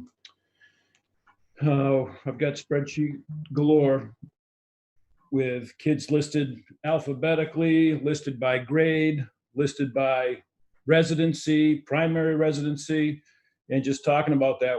At the high school alone, we've got 78 families with multiple students attending the high school. And of that, only 9 are mixed with different last names that might be affected by an alphabetical split. But at our level, that might not be so bad to have the household split on days. But we would be accommodating to the families in however we split. If we split it alphabetically, if we split it by residence, so we can work with that. But we're looking forward to getting everybody back. We just won't be able to get everybody back all at once if we're still in the CDC guidelines of spacing and whatnot. So even if our county is green, we would still have to go with a hybrid model. So that's where Brian Jones and I have been focusing our attention. And then, what will be really helpful for us is once we narrow down the transportation piece and can start finalizing what it's really going to look like, then we can start looking at the length of our day and how that will impact our class, our bell schedule. Because we're looking at, a big thing that everybody's mentioned is the lunch scenario. Originally we were looking at adding a 3rd lunch anyways. And then Brian and I went down and measured the cafeteria, the tables and the spacing and whatnot. And we could fit in more than the CDC guidelines of 50. So which I think now is 100, but I may not be correct. But, we could get, I think, 70 in there. But, where else do you put them? Well, yeah, we thought you can put them outside too, but then that brings up a supervision issue. So there's still some things to work out. But just looking down through what we've been working on, various hybrid models, as I said, schedule options, we met with staff. We kind of gave them an idea of what we were thinking. We met on the 22nd of July and then the 23rd with the department heads, and I'll be meeting again with department heads soon. One of the concerns that came from the staff with our model, we're talking about having half the kids in front of you and the other half, we would like tuning in from home and try and keep it synchronous. So, if I'm at home and it's 8 o'clock and I've got a block 1 class, I should be on my laptop, checking in with the teacher and listening to the instruction. That's what we're hoping for. We realize that there are things beyond our control. So we would need to record the lesson so the kids could access it if they weren't able to join us. But we are going to be talking about to the kids that, we are doing attendance. We are doing grading in a traditional manner. We just all realize that we maybe need to be more flexible with getting our stuff in, as far as, the working from home and whatnot. Let's see. Some things we've done in the building thus far. We've rearranged the main office. We moved Jan Rosignol, who's a receptionist, to the front, to the big window that's there. So she'll be able to, she's got plexiglass, but she'll be able to slide the window open and stuff. We are going to limit access to the building. So unless somebody has an appointment to be in there, then she would be dealing with them. We're tossing around the idea of having, one of the duties being at the front doors to try and help with that, just drop-ins. We really want to discourage that. We'd want to have appointments and then be able to know who's coming and going at particular times. That's for the public. For the students, we've been working on traffic flow patterns. The signage, I think, is supposed to be coming in next week, but we're looking at how to best minimize the crowding in the hallway. Like Sean said, we want to keep everybody to the right, but in accessing our annex building, we would want the students to flow through the Williamson Center entrance exit area to go out to the annex. And I think the kids that are in the annex to flow through the middle of the building and out that middle door and down the sidewalk to the main building to get back into the high school, just to help with the spacing and social distance. Brian and I have looked at the classrooms, and I think we've got 35 classrooms that we need to put desks in. I think there were 42 in all. 7 science labs we're keeping the tables in. So there's a lot of desks. There's a lot of tables that need to be replaced with desks to allow this spacing. And we had gotten the tape measure out, and we spaced the classroom out. Mr. Young's room, we went in because he had desks and moved them around, and we could get 18 in there. But that's not ideal, because I think it's too tight. I think a better number for us is 14. And I've got section numbers, the breakdowns with that. So we're thinking of adding a 5th block to help alleviate the overcrowding in the classrooms as a result of the CDC guidelines. So we'll be working on, in guidance, we'll be working on shifting some of those numbers out of the blocks that have been overcrowded and into a 5th block. Also, big concern for me is just the high school experience that the kids are being impacted on because of COVID-19. And, the kids were great that worked with me last year on the graduation piece. I'm just that's one thing that I really want to be able to tackle and use the student leadership, our student senate, NHS kids, the pride group. We've really got to create a sense of community within the school, even though we're going to be on some type of split schedule. Initially, when we come back for the first week or so, I'm thinking of bringing them back by just class groups. So the freshmen on one day, and we can, well, they will come in early anyways, but we can do orientation stuff with each of the groups and get them back into the flow and understanding how the in-person and virtual instruction will be working, and make sure everybody's on the same page as far as where to find the stuff. It's all going to be in Google Docs, Google Classroom. But that's a big concern with me. Let me just quickly go through my notes. We'll have everybody wearing masks. We'll be practicing social distancing. Can't remember if I mentioned the nurses' isolation room. We reconfigured a storage area that I think used to be part of the original nurse's office at the high school, and they've upgraded there's a sink in there, there is a bathroom in there. They've upgraded the vanity in that, put some fresh paint on. So that would be the room where we would have, if we had somebody exhibiting symptoms. The benefit to that is it is isolated. It's also right near the exit door, so we don't have to have the kids coming through the hallway. They're just going to go right out. The parent would come in to pick them up, and they would go right out the door by Deanna's office.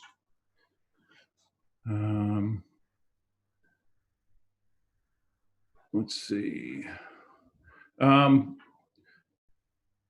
MMTC.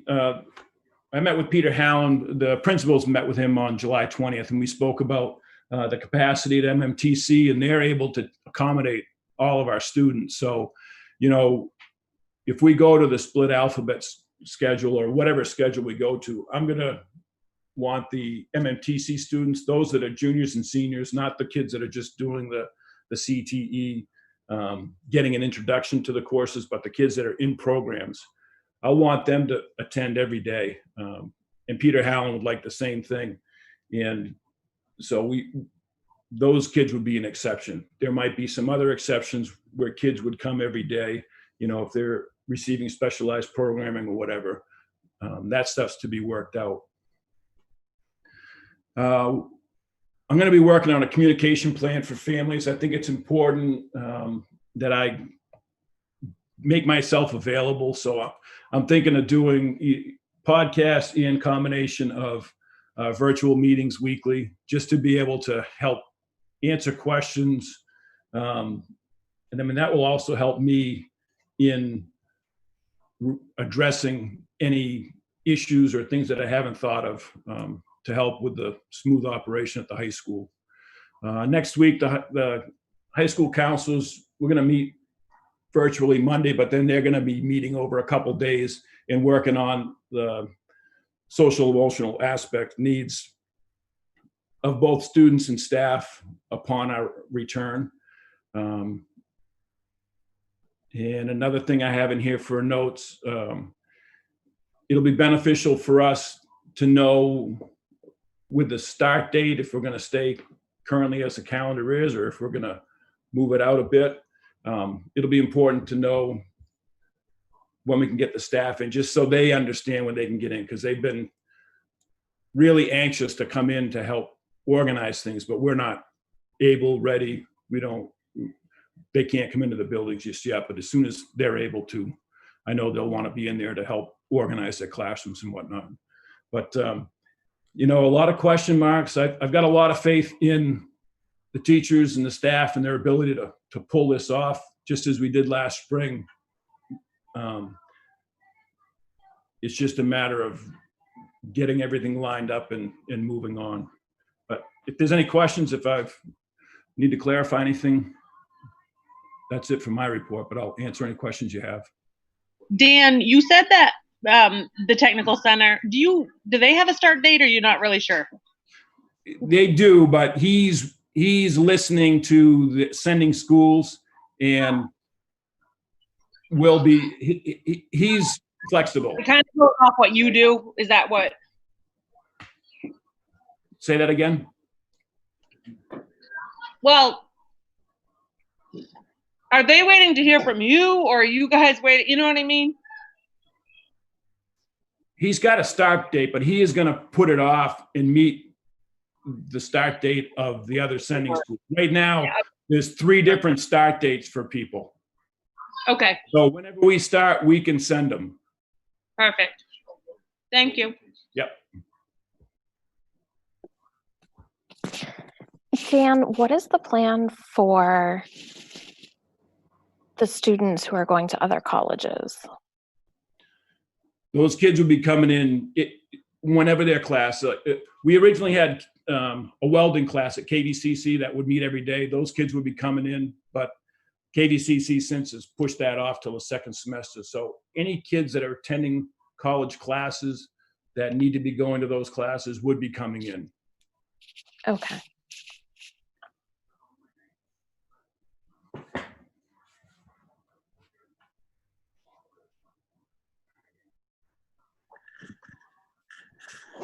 Thanks, Dan. Yep. And again, it's, as we hear from each of the principals, and we've been working together for, well, we've been working since this happened to us in March, but happened to all of us. But there are so many moving parts to the operation of a high school schedule. You heard the elementary principals talk about keeping students grouped together in their little safe bubbles, or whatever you want to call it, having the adults in the programming come to them. So they spend the day, essentially, or the bulk of the day, with the same group of individuals. Not so in a high school or junior high school schedule, where every time the class period ends, that group of kids is reconstituted somewhere else, meaning the same kids don't go from chem class to English class. They go according to the program they opted for and the classes they registered for. The enrollment sizes of classes that run in the senior high. So unlike the junior high school, where everyone takes the whole program, it's a little more complex in a senior high. So thank you to Dan and your staff, and Brian Jones, who have worked to consider all this. The board did receive your plans in detail, with the exception of student schedules, students' names, and that kind of information. But I can assure you that they have cut this every which way but loose, I guess would be the expression, of looking at what's possible and getting as many students in person in a way that's that works with transportation, that works with families. Thank you, Mr. Milady, for your question, your suggestion. But yeah, we are looking and considering, K-12, if that's a possibility, to coordinate with families, where a family might have a 4th grader and say a sophomore in high school. How can we make that all work and have the stars align with the numbers that keep us in compliance? So we're leaving no stone unturned. And if there are other suggestions out there, please be in touch with us. The staff have been very helpful. I know that each of the principals throughout this have been convening meetings, virtual meetings. Dan has been meeting with students. And I think that's important.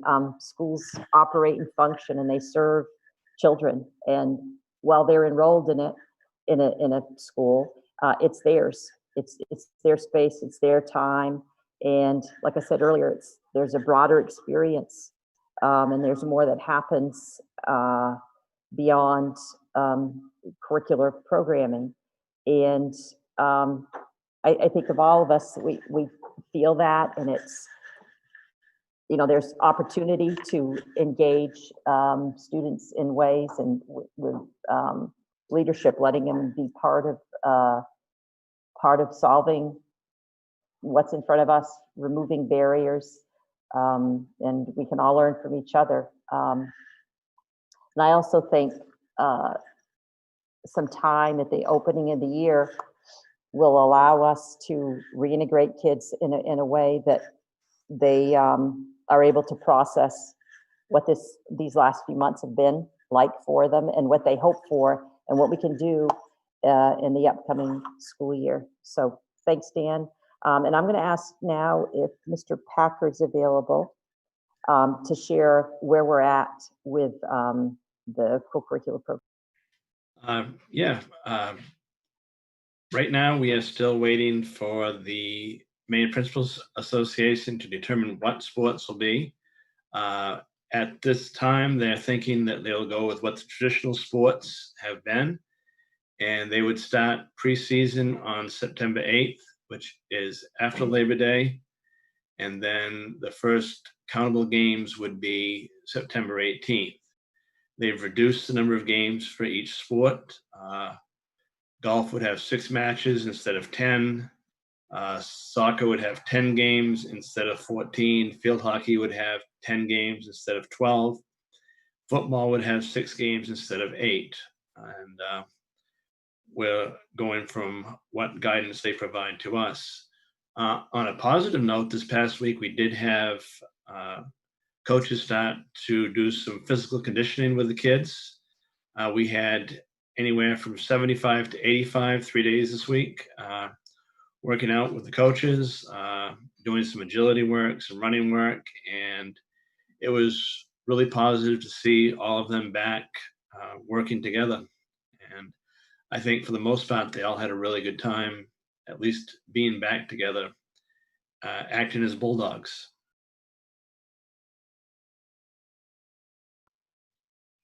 Thank you, David. And of course, that was following guidelines. It was facilitated by our athletic trainer, I think, or in part by Mr. Tozy, Steve Tozy, and it was non-sport specific. I think it was open to any athlete who chose to attend.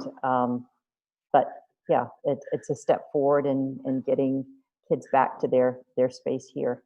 So thank you for that. Next, I'm going to ask Lori Faulkner, our Director of Technology, to talk a little bit about some of the work that her department has been doing, and some of the hardware, software progress that we've made to improve our chances for children, students accessing programming and whatever platform we're in.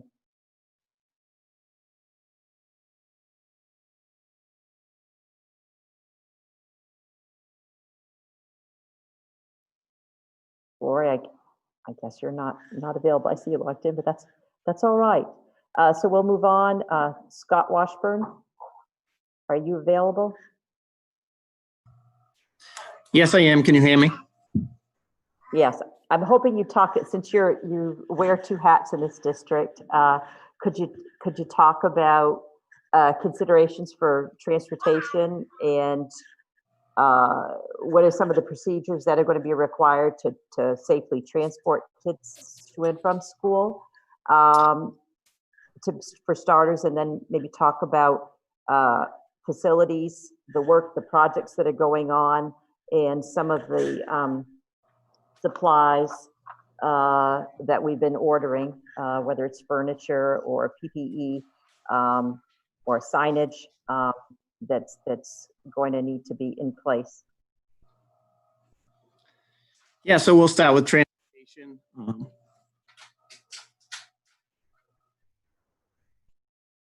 We're working on a couple different scenarios, transportation-wise, bringing all the students back, which following the guidelines would be a huge challenge. And a hybrid model, transporting half the students one day would be a lot easier. Right now, the guidelines, we can transport students and have 1 to a seat. Family members can sit together. Normal capacity on the bus is close to 70 students. So when you're talking transporting only 24, that presents a huge challenge. Students will be wearing masks on the bus. All staff will wear masks as well. We are installing hand sanitizers on all of our buses and vans. So as students get on the bus, they'll have to use hand sanitizer, as well as when they are dropped off at school. I've been working with all the principals on kind of a divided group of students. We're working on that right now. And that's going to take some time. As far as facilities go, we've ordered an abundance of PPE. We're still waiting on our supply from the state. We do have a bunch of PPE in stock right now. But when you're talking, a couple thousand students, and you should have at least 2 or 3 masks a day, you're talking 6,000 masks per day for the students alone. So we continue to order those as, they're available to us. And desks, I've ordered close to 1,000 desks to accommodate the social distancing. Those, we probably will not see those until the last week of August, unfortunately. Just once that schools received the grant money, everyone kind of was looking to order the same things all at once. So that's been a challenge. The signage that we need to put in the hallways and entryways should be here next week. But that is quite the project for all of our schools. So, that's probably going to take us close to a week just to install all that. Some of the principals have talked about some of the things we've been doing as far as shutting down drinking fountains, installing water bubblers.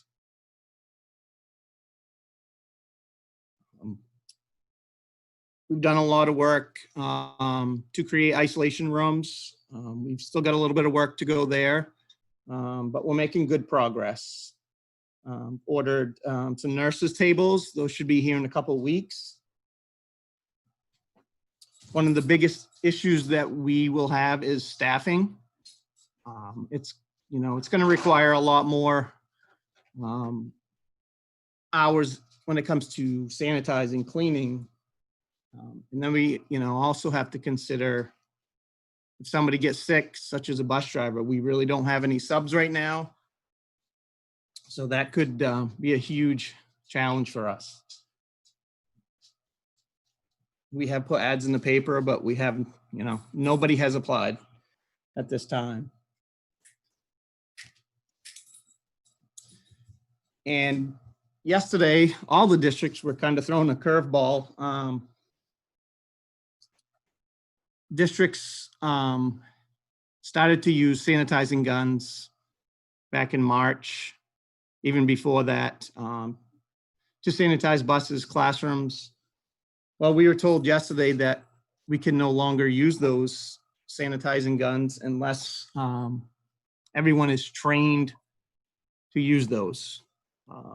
That created quite the stir yesterday because everyone had that in their plan.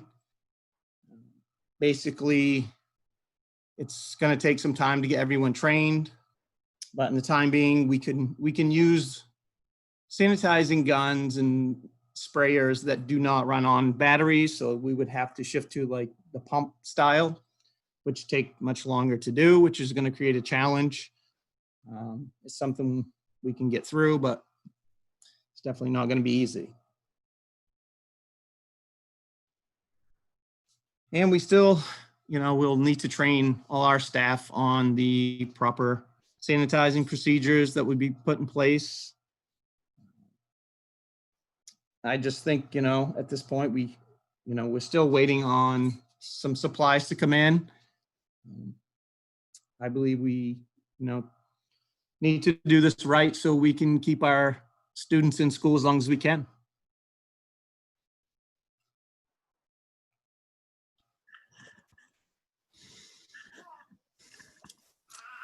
And that's not really all I have. I could go on for 2 hours, but Thank you, Scott. Scott's growing tired of me.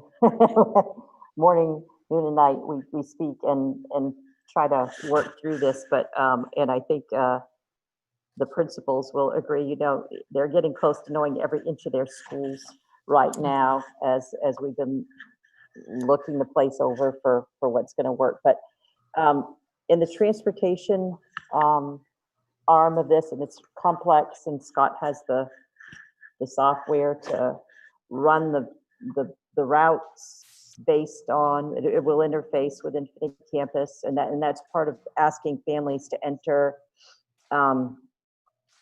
children's names so we know who and where they are on routes, and trying to find the most efficient pickup to our capacity.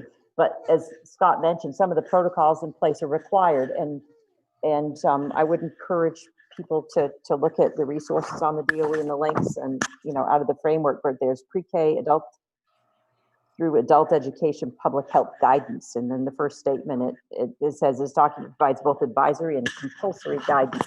And right now we're dealing with the compulsory. And part of that is transporting children to school, how they need to board the bus, sanitize upon entry, load from the back of the bus to the front, how they're going to disembark, keeping the distancing, sanitizing their hands on the way off. So if you can imagine, right now in the school district, we have very tight runs. Our fleet, unlike our neighboring school districts, is not sufficient for a single bus run. We have 2 bus runs as it stands right now, and it's been a pretty tight challenge to, modify or delay what had traditionally been the start time at the Lawrence complex without affecting the start time for the elementary school. So that little window in between the runs that drivers used to have from dropping off secondary students to getting to the elementary routes is going to become even smaller, even if we're not picking everyone up. If we consider the time that it will take to sanitize as you step on, make sure everyone's masked up, load from the rear, there'll probably be assigned seats, monitor all that with the hope, we're working on, last board meeting I reported on the SRF grant. We have the CRF coronavirus relief fund monies made available to us, but staffing is the other part, and our capacity to staff the modifications we need to make, and just our routines. It takes time and it takes resources. So the bus ride's going to take a little longer. The drop-off's going to take a little longer because everyone just can't, spill off the bus all at once.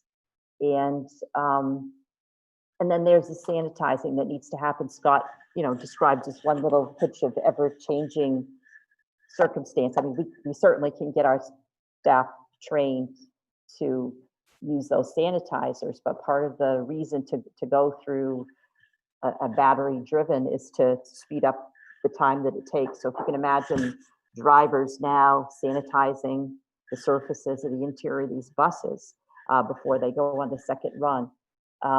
So the short of it is just that alone.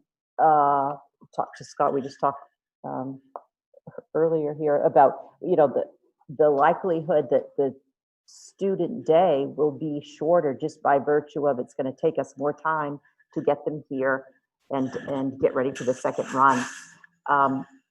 And that's just something that we haven't worked out how much time that's going to be, and we haven't worked out that schedule just yet. Just like Principal Zetron talking about lunch mods, going from scheduling 3 to maybe now 4 or 5, and what that does to an instructional day. But the primary goal is to get students here. One of our priorities right from the beginning of the closure, feeding children, and we know that that is vitally important. Breakfast, lunch, continuing to feed our families, whether we're in a hybrid alternating days, or families, students who are accessing our program remotely. ensuring that children are fed and we continue to feed them, and that is a priority. Dan Chamberlain has been working on that. He reported out on Wednesday at our larger meeting.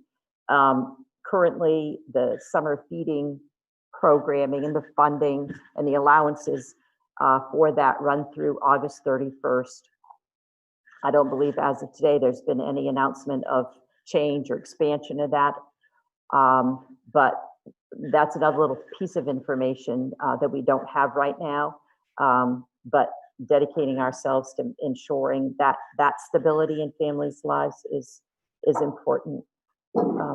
So thank you, and thank you to Scott. Scott is working with all of us every day, all day, and it's a challenge, and he's hardworking and a problem solver, and I appreciate his good thinking as we put this together. There's more work to do, but thank you to Scott, that the custodial staff, the support service personnel, they've been in these buildings working.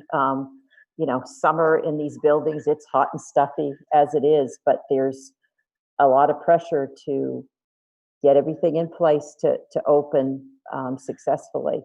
And part, as Scott's mentioned, we're waiting on some of the supplies, what would be the furniture, or like the signage hasn't come in yet to lay that down.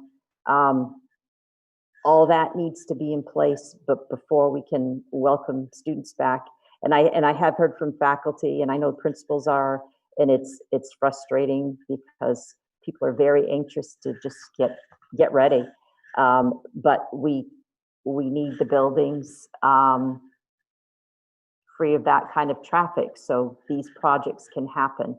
And some of these, no small modifications to put up a new entry system space at Benton Elementary, or how we're using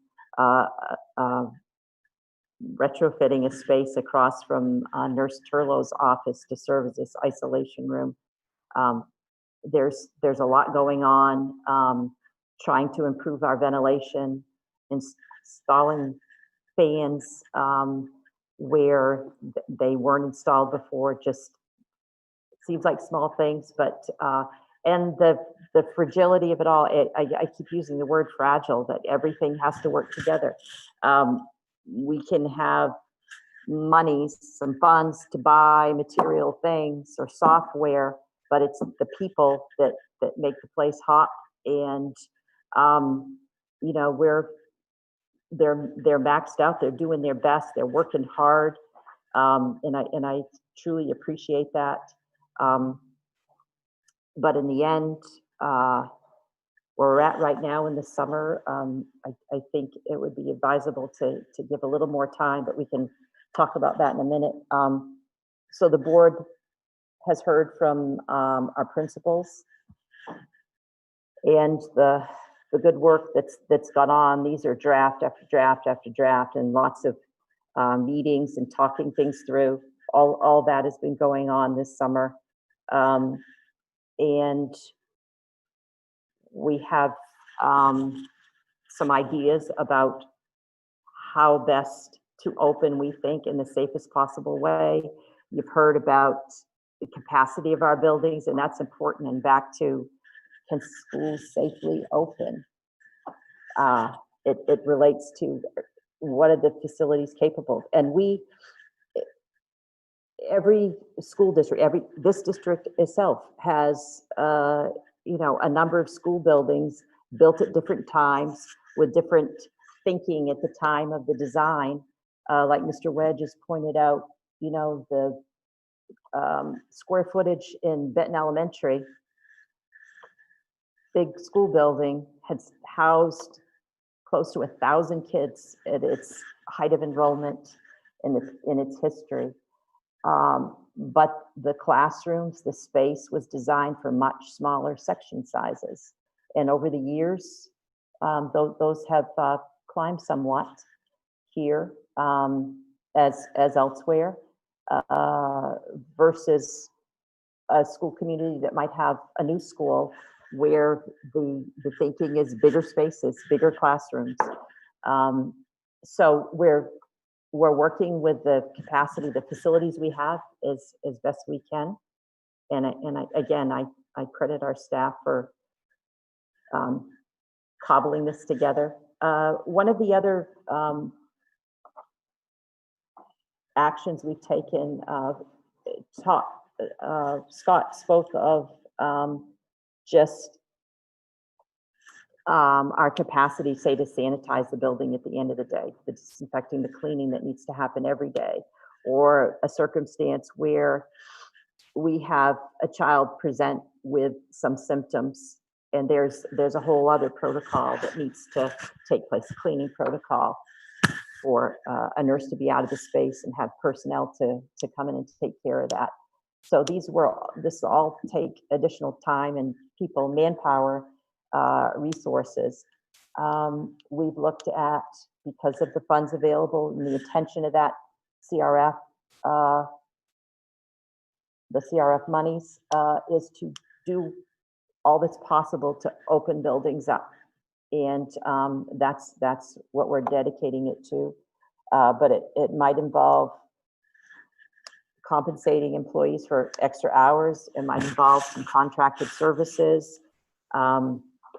We've gone through our sub list. Our assistant superintendent, Patricia Wass, who works with our substitutes, is making calls, going down through our list. We have some, and it was already a shorter list than we needed on a normal school day, school year, but we're trying to secure people who are willing to commit to more permanent subs in buildings. So again, back to the issue outside of the education of children, people become ill and can't make it into work.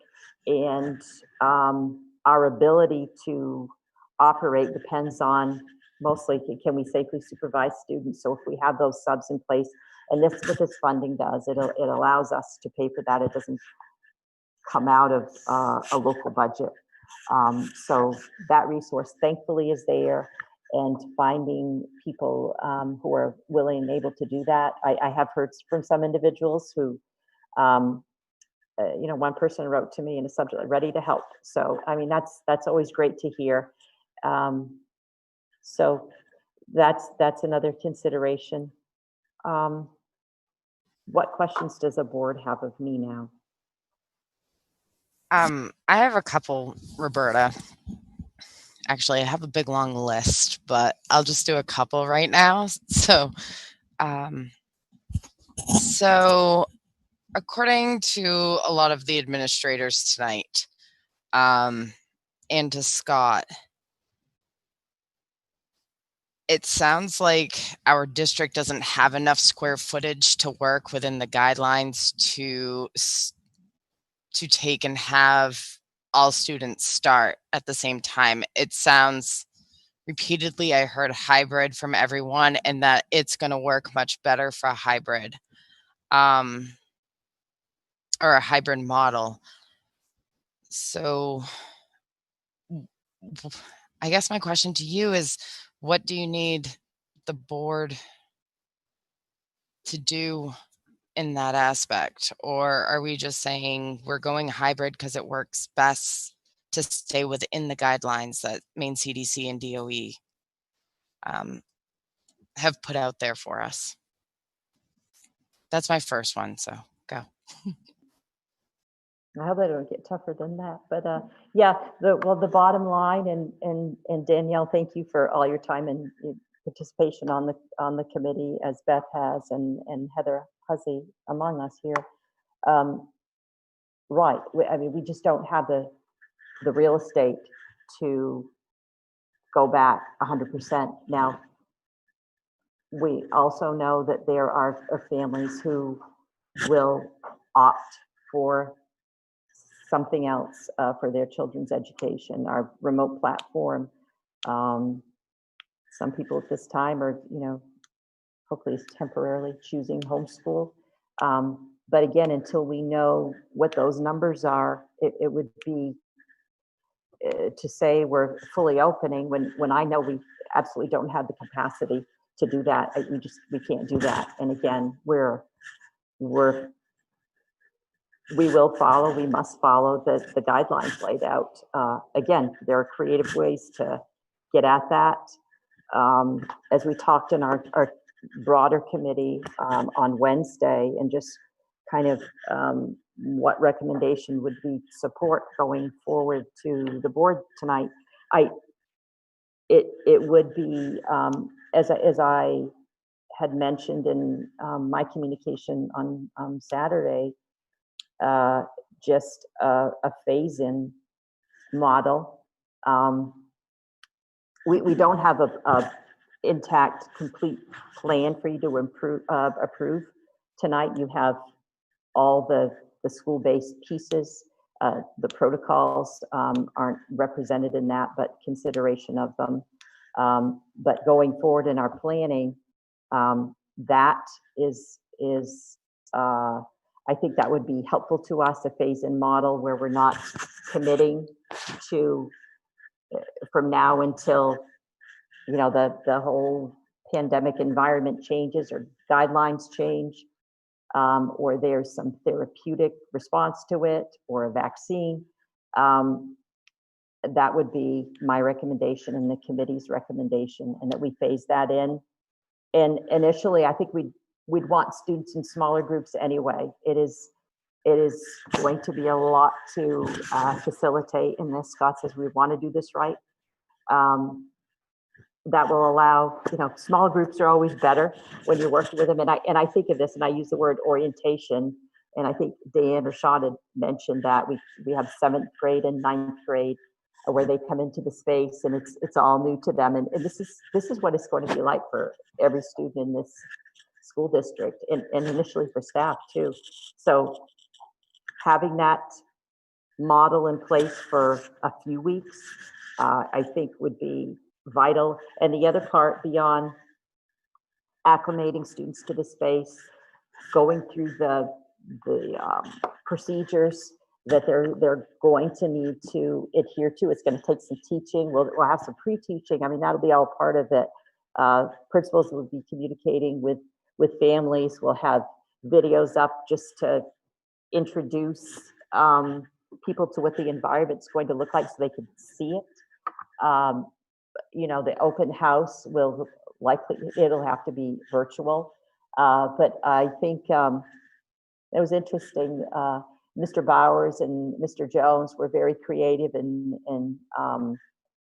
their little video of the passage of the graduates coming through the building and using a drone to do it. But I mean, we could take videos and put those up and explain to families, this is what it's going to look like, this is why, this is what's going to help your children get accustomed to the idea of it. And this too shall pass, but I think that would work best for us. Roberta, yes.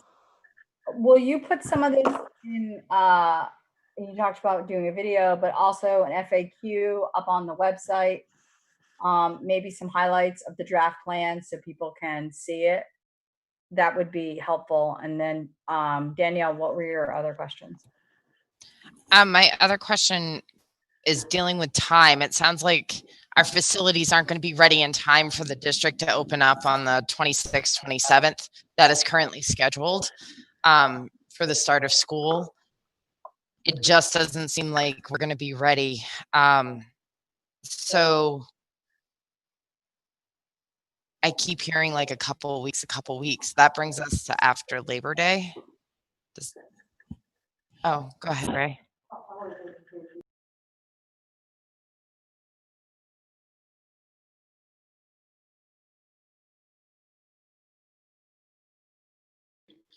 So I ditto what Danielle's saying. My concern is there's only 2 staff in-service days to start the year, and they're not allowed in the building right now. There's probably a lot of stress. I am a teacher also, so I know that feeling. There's going to be a lot of trainings that need to be done, like learning how to properly hand sanitize and how to check, know the routine or the policy to see if a student is displaying any symptoms, what the policy is going to be for removing the student from your classroom. There's probably more that I can't think of right off the top of my head. I don't think 2 staff days is reasonable with where we are in education right now. They also are going to need time to prepare in their classroom and just get used to being in your room and being 6 feet apart. That's like holding a pool noodle out in front of you to know how far you need to be from anybody else. And also to give them time to prepare for teaching. I would propose that we look at the hybrid model where, I mean, obviously we can't fit everybody in the building, so I think that's the route we need to go. Then you need to discuss this. I think Mr. Bowers and Mr. Boynton spoke about it, that if the students that are in cohort A are in the building on Monday and cohort B is at home, I would expect that we expect them to be online listening into class, keeping the same routine, and then we switch. But that does take some planning for teachers to prepare for seeing your students every other day, even though you're teaching the same subject matter. So there are a lot of variables that need to be looked at. It's not going to be perfect, but we need to give the staff and faculty and staff time to prepare. And we're doing a disservice to them with this calendar that we have in front of us. And I also just want to say, in case I don't get a chance to speak again, that I want to thank Roberta and all the administrators and the people on the committees. This is very challenging, very time consuming. When we get emails from the superintendent on the weekends, everybody's working 24/7. So I'd like to thank everybody for all the time they put in. And, we do know that this is challenging, and you can talk about one thing and there are 10 variables that go with that, affect something else. And it's just a tough game to follow, but we'll get through it. So I say I know, some parents may not be happy about this, but we also need to make sure we're prepared for the safety and well-being of our students and our staff. I echo what Ray says also. Can you hear me? Sorry. Yes. Has there been a survey sent out to our staff at all in regards to how they feel about some of this? Well, individual building principals have facilitated those meetings, facilitated those discussions, taken notes about comments and needs and concerns and worries and suggestions. And I have contacted staff related to, another matter in their capacity to return to work. But yes, all those conversations have happened. They're continuing to happen. We're meeting with association leadership. They are part of this broader committee of now 25. And we have engaged with them and talking about what they need. And certainly time is needed for the staff as well. Whatever the board decides to settle on for the first day of school for students, we have 2 days historically have been built into the beginning of the school year. It's a workshop day and a classroom prep day. But we know we need time with our staff, more than 2 days in the front end of this, and how that looks as far as, what are the possibilities with our associations. But I know that as, individual people just want to get back to their work that they love and are so good at. And I sincerely believe that. And you're right, Ray, to give them a full fair chance at, getting their feet on the ground and prepared to, as best we can, face what's around the corner, they need time. I know that we're looking at working on some PD just for engagement with students in this kind of strange way to be teaching when you're accustomed and trained to do in person. And we worked very hard in the spring. I know they did, but it's going to have to look different and more in line with, you know, keeping up with a curriculum and a program. And anyway, yes, I would recommend that we start on the 8th for students, and then we look at bringing staff back the week of August 31st, if that's 31st, and that first week of September, and that we dedicate 3 more PD days to the opening so people can get what they need as best they can. As I think Dan mentioned, but district-wide, our counselors will have a role in working with staff. Our nurses will have a role in working with staff. Staff will be helping each other and just trying to set up in a way that we can best serve kids and get it with those needs might be.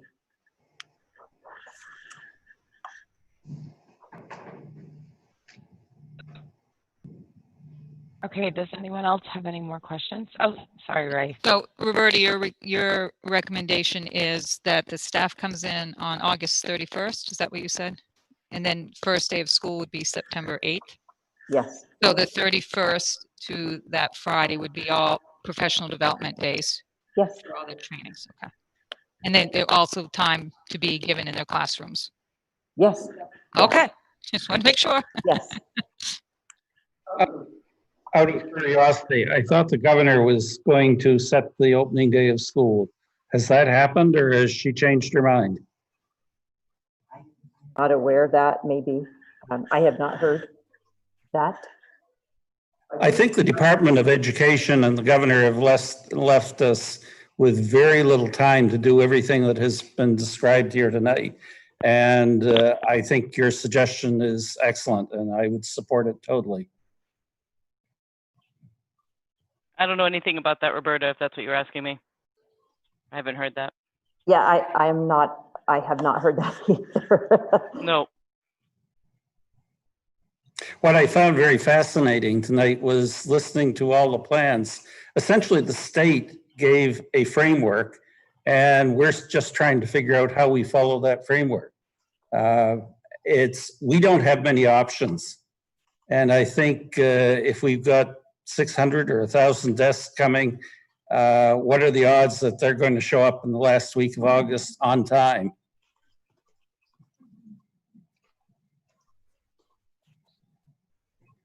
I think we need the time, the extra time.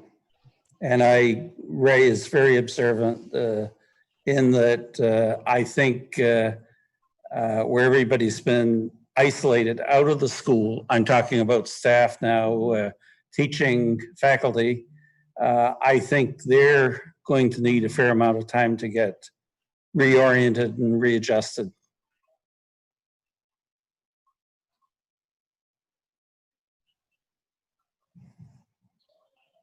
Do we need a motion on that? Yes. Ray gave the outline. If you want to make the motion, I'll second it. Okay, so the correct wording is I make a motion to change the first day of school. No, let's start again. I make a motion for teacher in-service day to be changed from August 24th and 25th to August 31st to September 4th. Do you have to do one at a time, or do I do? It doesn't. I think you can bundle them. You can bundle it, And, yeah. Okay. And also to change the first student seat day from August 26th to September 8th. Second that. Any discussion? Motion has been moved and seconded to Right. To have teacher workshop days be moved from the 26th and 27th to August 31st through September 4th, and to have the student seat day or first student seat day begin September 8th. Teacher in service would be 24th and 25th. We would change it from the 24th to the 24th and 25th Thank you. to August 31st. Okay, so it has been moved and seconded. Is there any discussion? So when we're talking first seat days, are we talking starting with kindergarten? Are we starting with pre-K? Like, can we clarify the first seat day per grade? Well, if you look at the copy of the calendar you have before you, so right now, the first seat day being the 26th of August includes grades 1 through 6 and grades 7 through 9. So, and the following day, the first day for grades 8, 10, 12. So 1 through 6 in the orientation, and kindergarten has traditionally started later anyway. So I would recommend that, I think within Ray's motion, we recognize we capture what we have in the current calendar and move it up to those days. Okay, so that includes pre-K too, correct? Pre-K, what is that first? September Right there, 9th. the 9th. So we just move those days relative to how we move the others. Okay.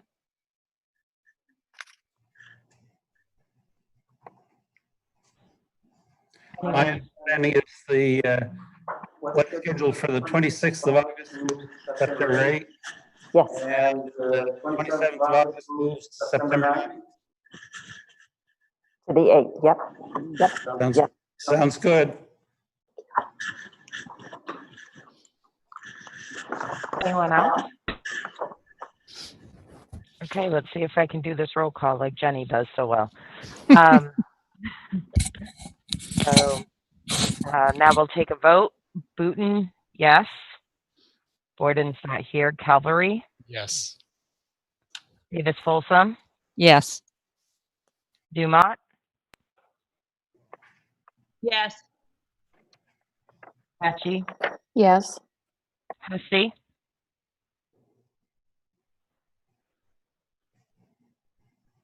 I'm thinking, sorry. Oh, sorry. Yes. Kinley? Yes. Kugelmeyer? Yes. Lambert? Yes. White? Yes. Williams? Yes. The motion passed 11-0-0. Thank you, everyone. I don't believe there's any committee reports. No, but sorry, this is Heather. Can I ask a question? Absolutely, Heather. I want to know what will happen if students show up at school and refuse, like not with the doctor's note, not with like whatever, saying they have to wear a face mask. Like what if a kid comes and says, I'm not wearing a mask? Like, is there a plan in place, a policy in place? Will they be forced / encouraged to do full online learning if they say they're not wearing one for the entire school year? What is the plan for that? Thank you, Heather. I mean, that's a great question, and you will be receiving a copy of a plan in its entirety, and that issue will be addressed. It is mandated. It is one of these compulsory guidelines that we'll work with, and that's why socializing students and families to it, regardless of the feeling, for us to open as a public school, we need to have that in place. Enforcement and compliance and how we address that will be the subtle art of it, but students will not be permitted to attend school who are willfully, refusing and who understand that they should be, but they're not. I don't have that in writing right now, but we know that it's a mandate for all of us. So that will be in place. The board will receive the full written plan, and you will adopt that or not, but the language for that and the provisions for that and the protocol for that will be in place, as are many other of the components that relate to the screening and the decision trees and the contact tracing, and all those other pieces. So are there provisions in that plan? So say like a small percentage of the children, for whatever reason, like come in with like an official document from a medical provider that says this child can't wear a mask, but they're able to wear a face shield. Like, is that the substitution, and is that still considered in compliance? Actually, yes, and the state lays that out in pretty clear language as well. Okay. Yes, and these are things that, you know, we'll be in a position to have to enforce, but we haven't regulated it, we haven't crafted the language, and it is ever evolving.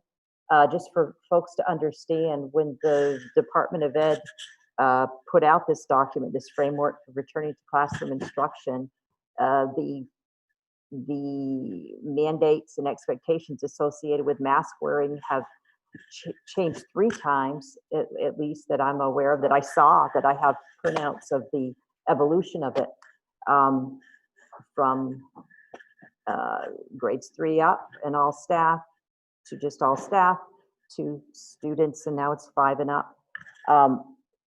As with the distancing, and I don't mean to digress, but this continues to evolve, and it's not just this school district or public schools, it's just more generally, globally, if you will, that where things are changing, and we're trying to shift and make adjustments, and we will. So I know that must be addressed. It will be addressed, and again, parents, and thank you, Cara, for sharing that and putting an FAQ out, and facilitating those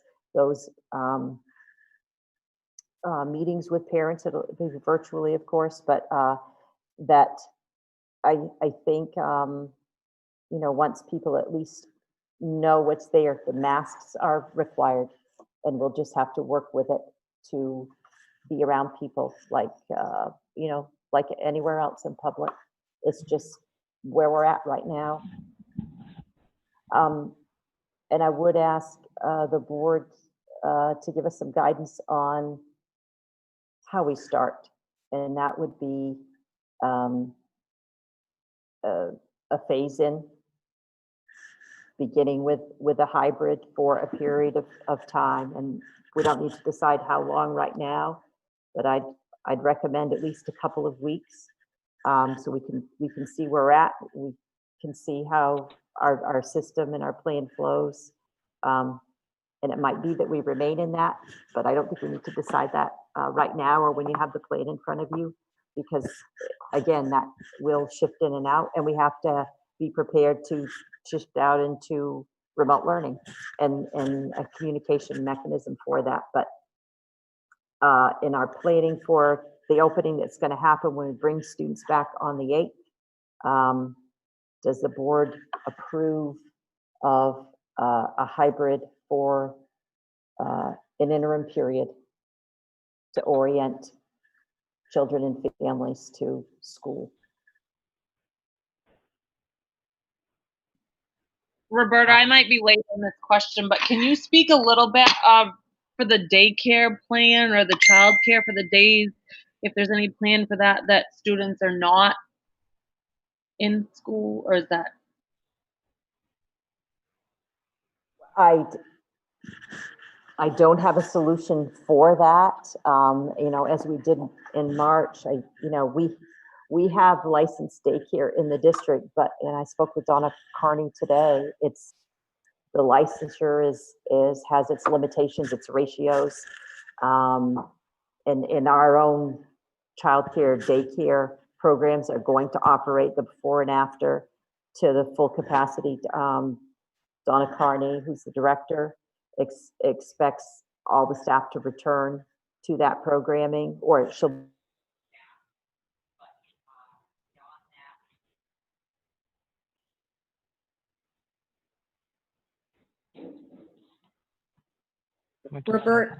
Roberta. Oh, what happened? Hey, Cara, her laptop died. Okay.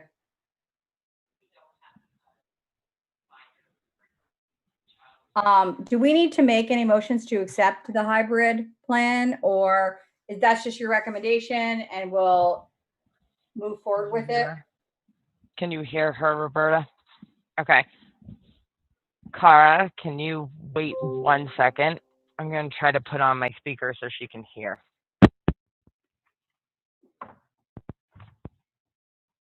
Do you want to ask that question again, Cara?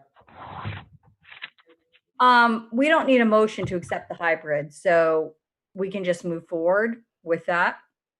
Do we need a motion to move forward with? I don't think we do. I think we can just move forward with it. She's shaking her head yes. For families to know.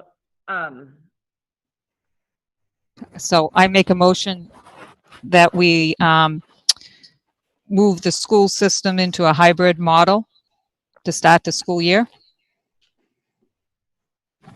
I don't think this is appropriate. We should be waiting for you to put forth your plan, Superintendent. I don't think that making a motion to instruct you on how to start, we can certainly give opinions, but it doesn't seem like proper at this point while the plan is still in process. But I agree with you, Beth, but I disagree. I think if we, well, maybe it doesn't need to be a motion, but we have to give some direction on whether to go, that we need to go hybrid, because this administration did several different scenarios. And don't we need to talk about that they? I think we could talk about it, and the merits of it seem like, you know, each one sort of made their suggestions, each administrator, and talked about it, and we've heard sort of what the scenario is and what will allow it. But I just feel like we aren't in a place to make a decision that then keeps them, just regardless of what happens now as they continue to build their plans, that we're going to keep them in some kind of box that, well, we've been told we have to go forward with hybrid. I think we want to discuss it and talk about the merits and whether, you know, we're supportive of that or to let them know. But I don't agree with a motion to instruct them to do that at this time. I feel like they're doing amazing work moving forward, and I'm anxious to hear what they come up with when they've laid out all of their options. I don't want to limit any of that. I would agree with Beth. I think that maybe a broad motion,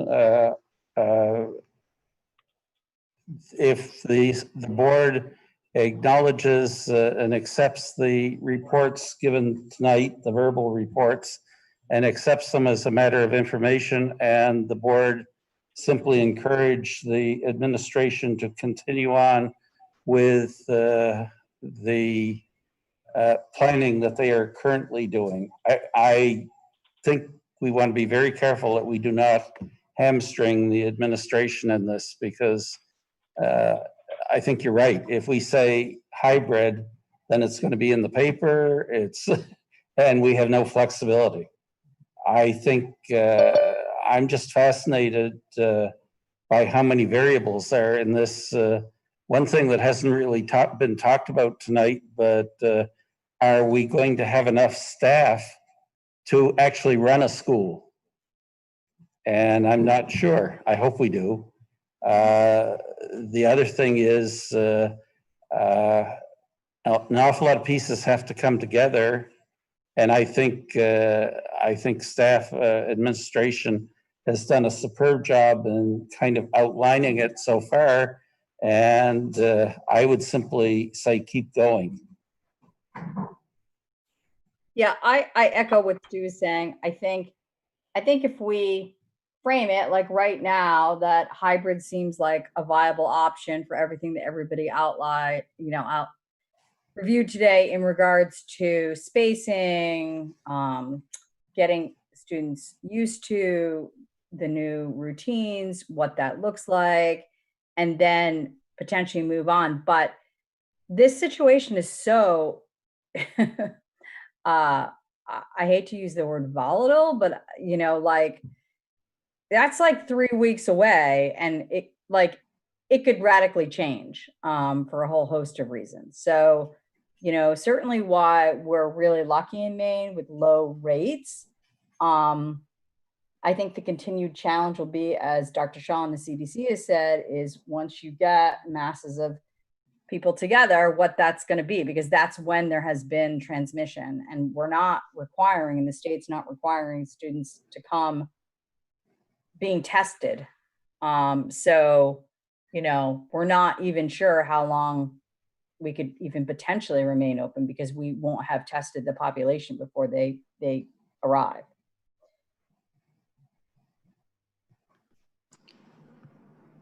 As far as what Stu said, as far as staffing, I know you had sent a letter out to educators and ed techs, and their response was due by August 3rd. What are we going to do for those staff members that can't return due to childcare issues that are also going to be covered by the Families First Coronavirus Response Act if they don't have childcare and we're going hybrid? I don't believe the board heard that question, Sarah. I know sitting on the committee and talking with. Sorry. Huh? I couldn't hear you. Is that better? Yep, that's good. Sorry. Okay. So I know from talking with the Teachers Association and Monica with the Tech Association, that is a major concern. I'm hoping within the integration committee that we can come up with some kind of out of the box thinking into going into childcare, especially for the staff. It again comes down to staffing that daycare and childcare and a place to have that within the district. Is that something that's going to be included in the plan? Because I know they were asked to answer the questions on whether they could return, because it's crucial for planning, but it's also a little bit difficult where we don't have a preliminary plan to give them. So I know there's a lot of working pieces with that, but making a decision based on potential scenarios has also been a bit of a struggle for them, I'm sure.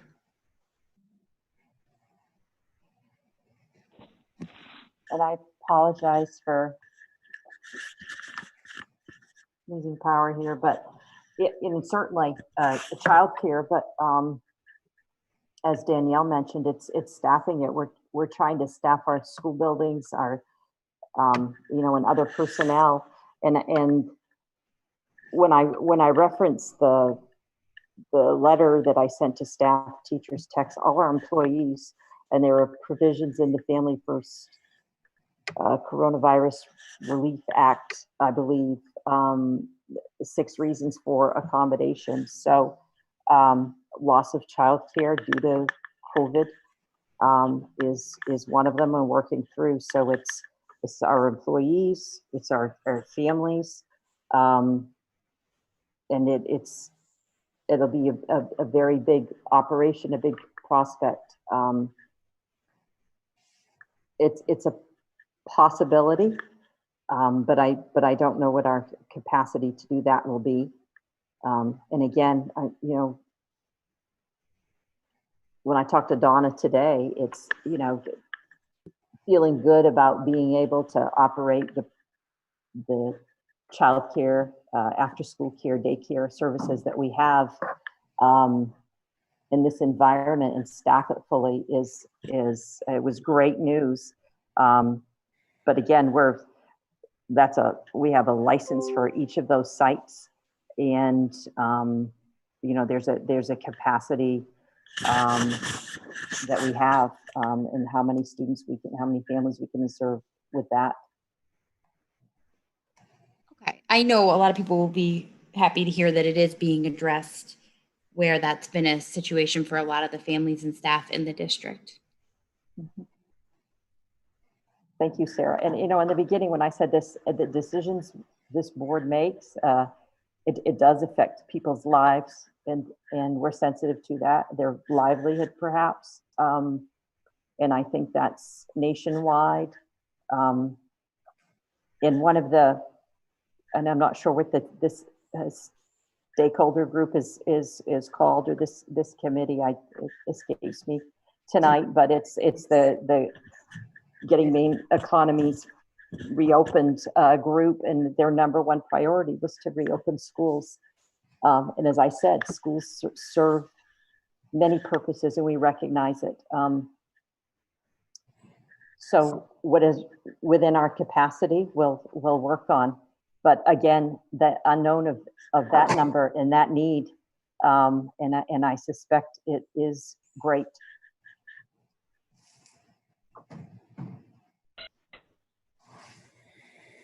Is there any other questions or anything? Okay. Superintendent's report. I think we're good. I think you heard it, yeah. Okay. Under other business, before we do this motion, I'm realizing that it is 9:46, and in our bylaws, it states that we cannot go past 10 o'clock.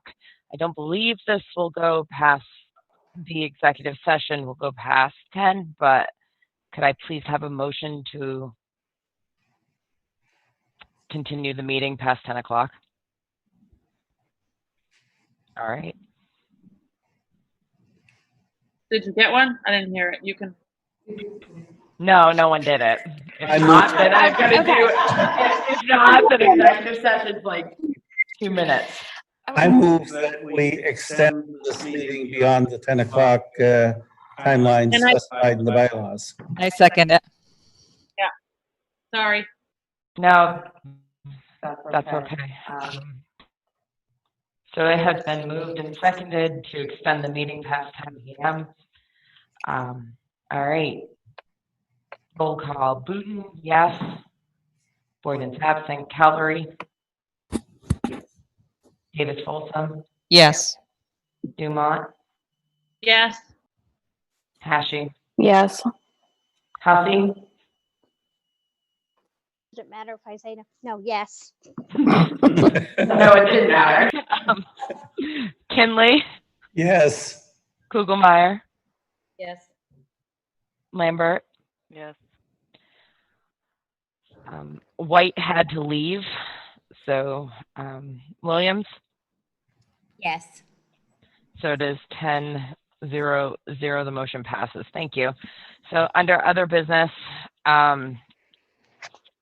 could I please have a motion to go into executive session pursuant 1 MRSA section 4056D to discuss negotiations? So moved. Second. Yep. I have it moved in by Stu, seconded by Katrina, to go into executive session pursuant 1 MRSA section 4056D to discuss negotiations. Booton, yes. Boyden's absent. Calvary? Yes. Dumont? Yes. Hashi? Yes. Hussey? Yes. Kinley? Yes. Kugelmeyer? Yeah. I think she said yeah. Yeah. Yes, I said yes. Okay. Lambert? Yes. Wait, is absent. Williams? Yes. Okay, we are going to go in at 9:49, and we'll take a brief recess, then we'll go in. Okay. Thank you, everyone. Thank you to everyone who is listening. Appreciate it.